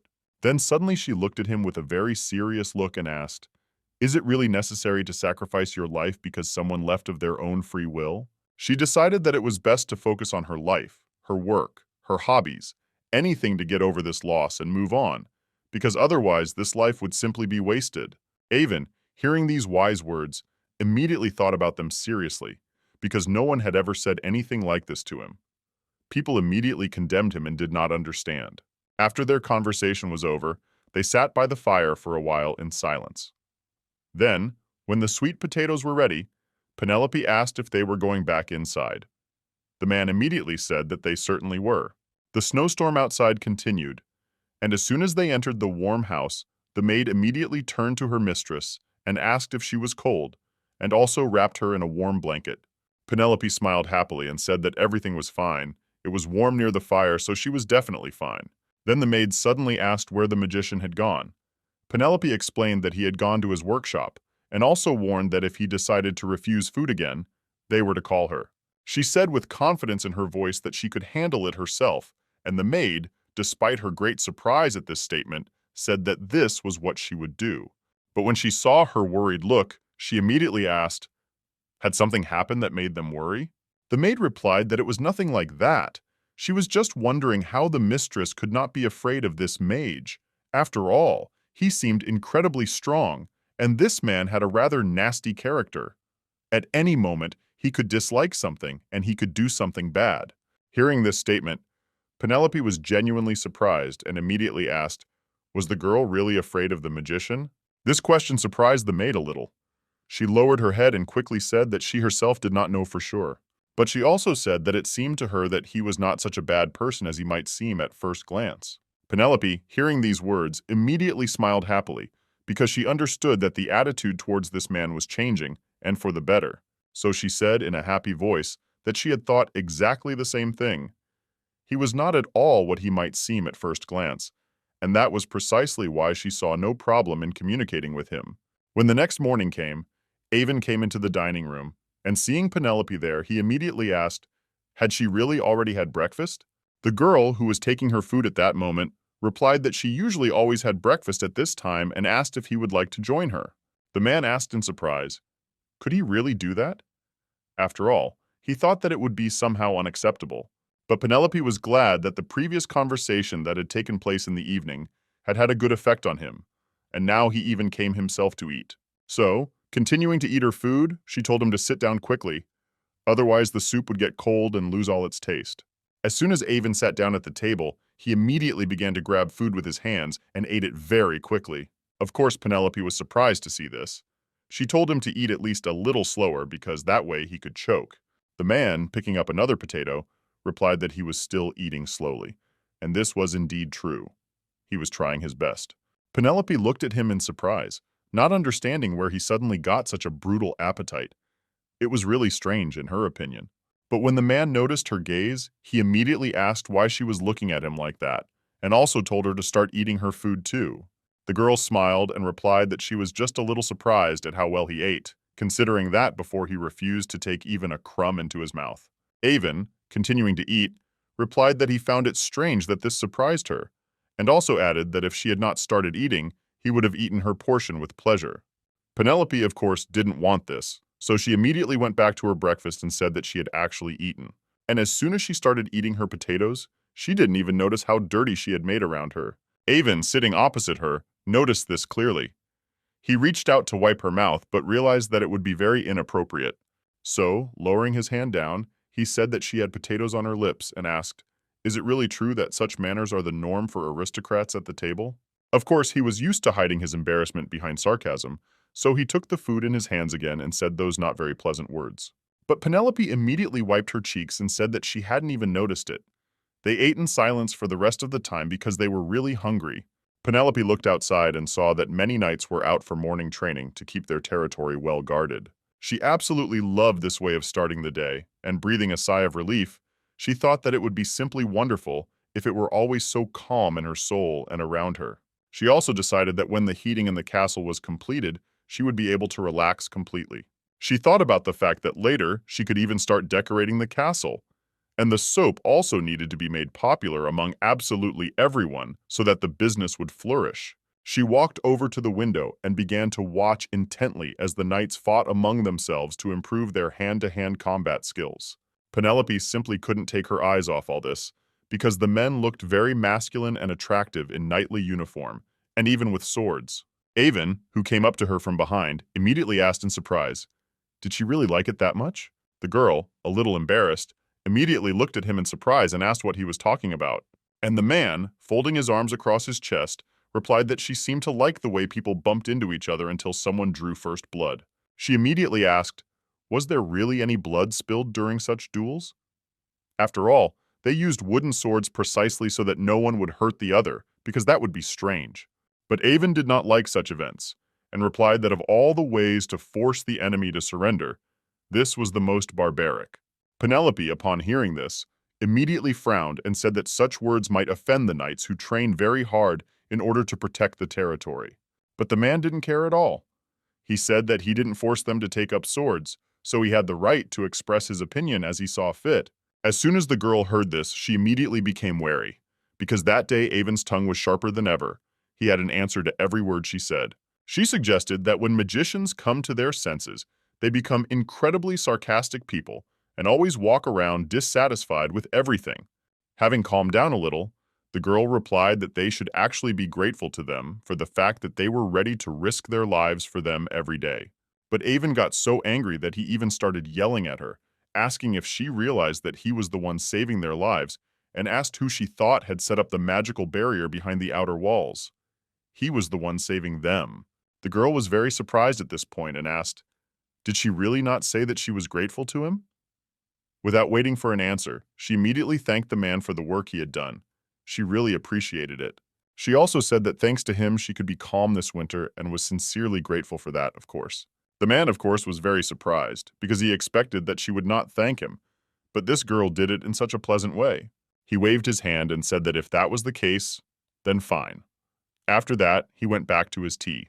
At that moment, the man immediately thought about the fact that in some moments the girl behaved incredibly straightforwardly, and although she had a rather complex character, for him, she still turned out to be much more mature than at first glance. And Avon could not understand why the words of this girl very often clearly sounded in his head, and especially last evening, when she supported him and told him how to act correctly. He didn't understand why this was so. He certainly didn't like it when anyone other than Betty came near him, but for some reason unknown to him, she didn't repulse him the way everyone else did. To some extent, the man even enjoyed spending the previous evening not alone with sadness and a glass of wine, but with pleasant company and a heart-to-heart conversation.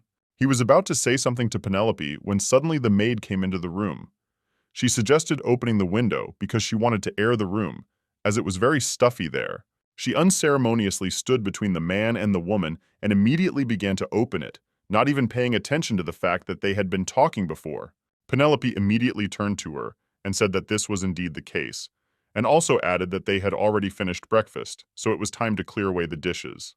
The maid immediately thanked her for her concern, because the girl handed her some cutlery, and when she began to leave, Penelope asked if she needed any help. The maid immediately replied in a calm voice that if the mistress took on their work, the manager would decide that the castle no longer needed maids, and they would simply be fired. Upon hearing this, Penelope immediately realized that this could not be allowed, so the maid replied that in such a case the mistress should simply rest and do her usual work. As soon as the man heard this, he immediately began to smile, because he did not expect that she could offer her help to the maids, and he thought that she was really quite strange. At that very moment, such a fierce duel took place in the open window that one of the knights knocked the sword from the other, and it, by complete accident, began to fly into the window. Avon was the first to notice this. He immediately turned to the girl and told her to be careful, but Penelope was terrified, so all she could do was just cover her face with her hands. The girl did not expect that something could fly, but to her great happiness and good fortune, the man was able to react in time and stop the sword halfway. As soon as she opened her eyes, she was very surprised, and Avon looked at her attentively with a smile on his face and asked if she saw that it was he who always saved her life. As soon as the girl noticed the smile on his face, she was really amazed, but she also felt a little embarrassed because it really was like that. He saved her again. Then Avon made a decision and addressed everyone training outside through the window. He said that from that moment on, they were forbidden to train in the yard anymore. He also told them that he could not understand where they got such confidence from, given their complete lack of skills, and if they wanted to practice, they should do it where no one would see them. In a more menacing voice, he asked them if they understood everything, and when they shook their heads, he told them to take their pieces of iron and just go as far away as possible. He said that they should go and pretend to guard them somewhere else, but certainly not where they were underfoot.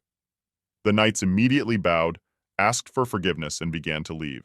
After this, Avon came closer to Penelope and closed the window with the help of his magic. The girl herself could not understand what had happened to her. Her heart suddenly began to beat very hard, and her breathing also accelerated. She turned red and could literally feel the heat that filled her body. She knew she needed to calm down. It was completely stupid. So she decided to change the subject and turn to Avon, asking how he knew how to use a sword properly.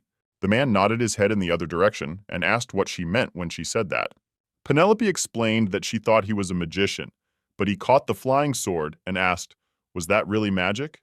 The guy sighed heavily and replied that, of course, he was a magician and knew magic, but it was just a reaction, that's all.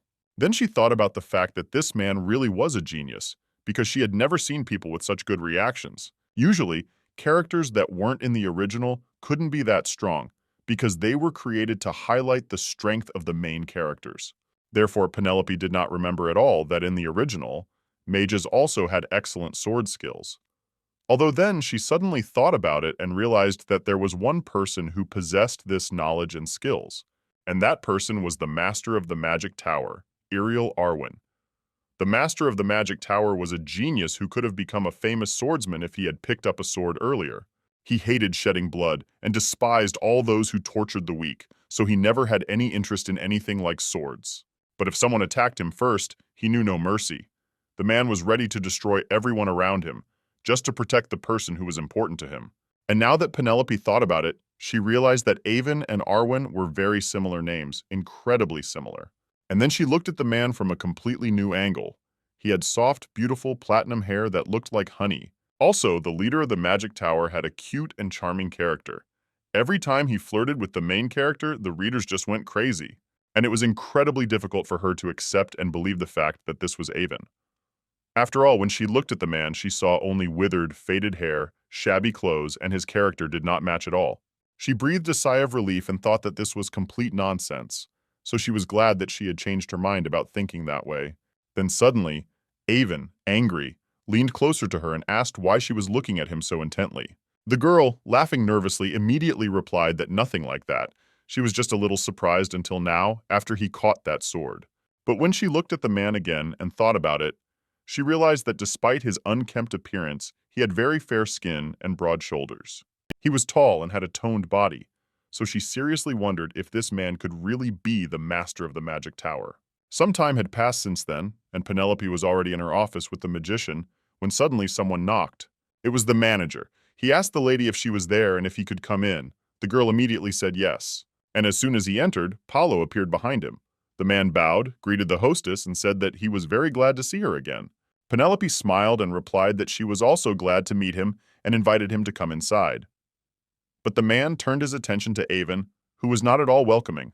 Before the manager let him inside, he stopped the man and told him to take off his shoes. As soon as the merchant heard this, he was astonished.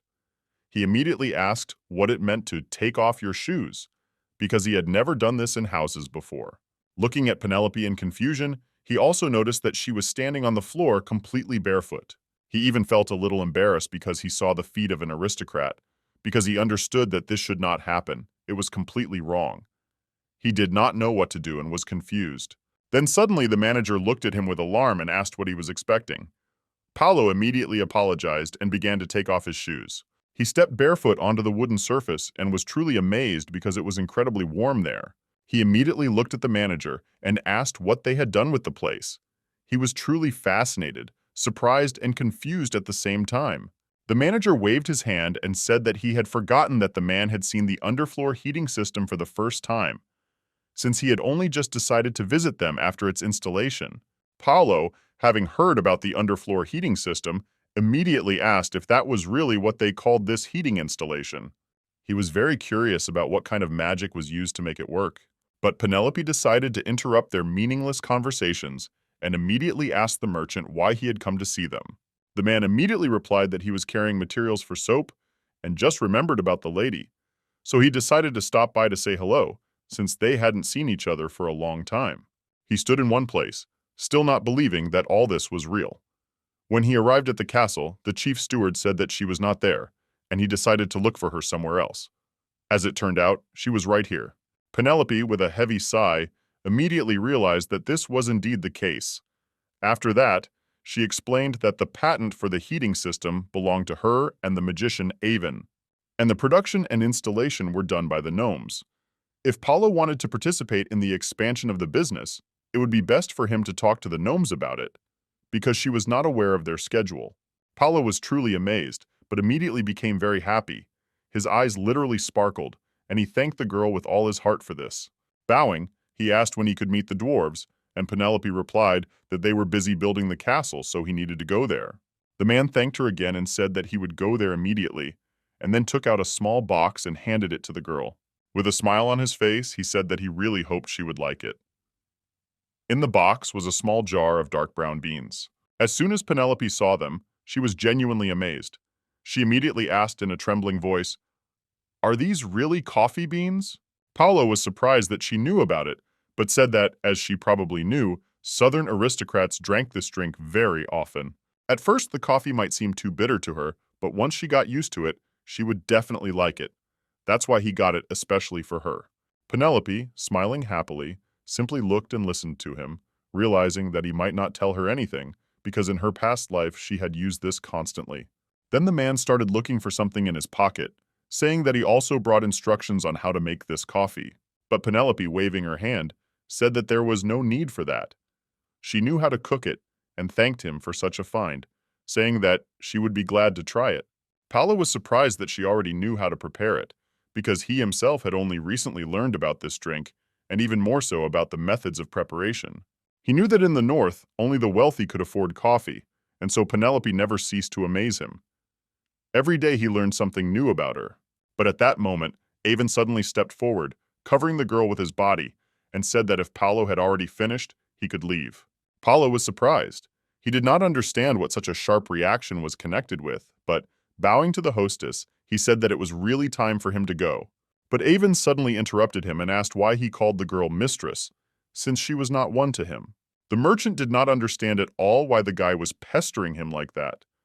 But Penelope, stepping forward, wished the man all the best, said that they would see each other again, and also thanked him again for the coffee. The man bowed again and began to leave. Before he finally left, he looked at her one more time. He really thought about why he suddenly started calling her mistress. It just happened, and he couldn't even answer the question. Some time passed since then, and having settled some matters, Penelope and the magician sat down to rest over a cup of their new coffee. Penelope started a conversation that was not very comfortable for the man, and asked if it was true that his relationship with Paul had not worked out after all. As soon as Avon heard this, he immediately started coughing. He said that he actually barely knew him, so he didn't understand what all these assumptions were about. Penelope couldn't believe that this was really serious, and how could he think that they barely knew each other, when just thinking about him made his face turn to stone. And sighing heavily, she thought that sometimes he could be such an idiot, but she didn't say it out loud. Avon, turning away from her, said that if it bothered her so much, then he could stop. Hearing this, Penelope immediately looked at him and said that it didn't really bother her. She was just curious. Folding his arms across his chest, the man said that it was right. I shouldn't have worried about someone. That was the wrong position in life. It would have been harder for her. She looked at him and couldn't believe that he had really become a little different. Also, for some reason, the girl dared to suggest that he was jealous of her, and this surprised her even more. She immediately began to remember the past and realized that it definitely could not have been jealousy, but rather meanness on his part, and that was all. She suggested that if they were dating, then perhaps it could be seen as a little jealousy.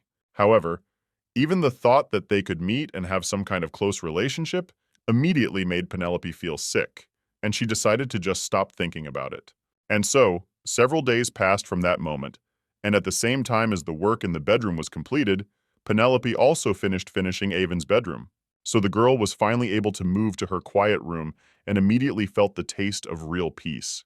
There was always noise in that small house, and so it was very difficult to concentrate on work, since there were always a lot of people around who wanted to tell her something or even just talking to each other. In addition, if she wanted to go to the toilet at night, she had to literally walk over people's heads, because there were a lot of people in a small space on the floor, and because of this, she felt very uncomfortable. So when she found herself alone in her bedroom, she realized that comfort and happiness were directly proportional. She felt much calmer and happier when she was alone. When she borrowed 1 million using the castle as collateral, she didn't know where to even begin to sort out all the things that had piled up on her at one moment. But then she met Avon, and they started a business with underfloor heating and soap production, which was a wonderful idea. A lot had happened since then, and Penelope was sometimes surprised at how much they had managed to accomplish in such a short time. Before, it would have seemed impossible to her. But then she realized that she needed to wait until the snowfall ended to start doing anything else. And by that time, winter had already arrived, and it snowed almost all the time. The snow, which reached right up to the knees, stopped traffic on the roads. Although some people were still able to move on foot or by sled, the main roads were completely paralyzed in those estates where there was a railway. Development was, of course, in full swing, and therefore Penelope was very envious of them. After all, everything had completely stopped for her. Then suddenly the door to her room opened, and she immediately looked to the side and saw that it was Avon, who, as always, entered without knocking. The man, coming closer to her table, immediately asked what she was doing, and the girl replied that, as he himself could notice, she was resting. For the sake of decency, she also asked what he had been doing. The man, without hiding information, replied that he had looked through all the books in the castle library. Penelope was very surprised and immediately asked, "Did he really read absolutely everything that was there?" And there was a lot of stuff there. The man sat down on the sofa and, sighing heavily, replied that there was nothing to look at there. He had already read most of them, so he practically didn't find any interesting copies. Penelope couldn't believe that this was really true, and immediately, coming closer to him, asked how old he was. Avon looked at her in surprise and immediately asked why she needed to know his age. She sighed heavily and replied that she was simply curious and didn't know it could bother him so much. He hesitated for a moment, but then said that he was 23 years old. Penelope was incredibly surprised and said that she didn't believe him because he could only be 2 years older than her. But then she thought about how old the Lord of the Magic Tower, Arvin, was, and immediately realized that he was about the same age. Then suddenly the man asked how old she was, since she was so surprised by his age. Penelope, who was lost in her thoughts, immediately replied that she was almost the same age.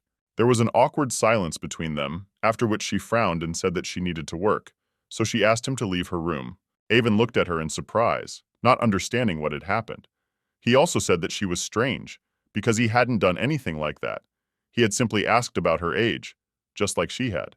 But then suddenly he stood up from his seat and began to approach her closer, asking how much more work she still had left to do. When he looked at her desk, he saw that all the papers were already filled out, and he wondered, had she really worked all day checking these empty papers that made no sense? Penelope explained that there were some errors that still needed to be corrected, and that it was necessary to note where the research had started and all that. But the girl didn't even have time to finish this sentence, when suddenly, with the help of magic, absolutely all the papers were filled out, and she couldn't believe her eyes. Avon, smiling happily, asked if she was happy now. The girl was shocked. She could not believe that this really happened, and even assumed that this person who stood in front of her was a computer.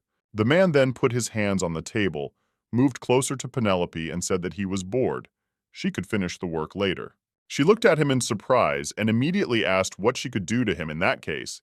She was certainly not a clown to entertain him. But Avon, smiling happily, asked her to go with him to the top of the tower. He wanted to show her something interesting there.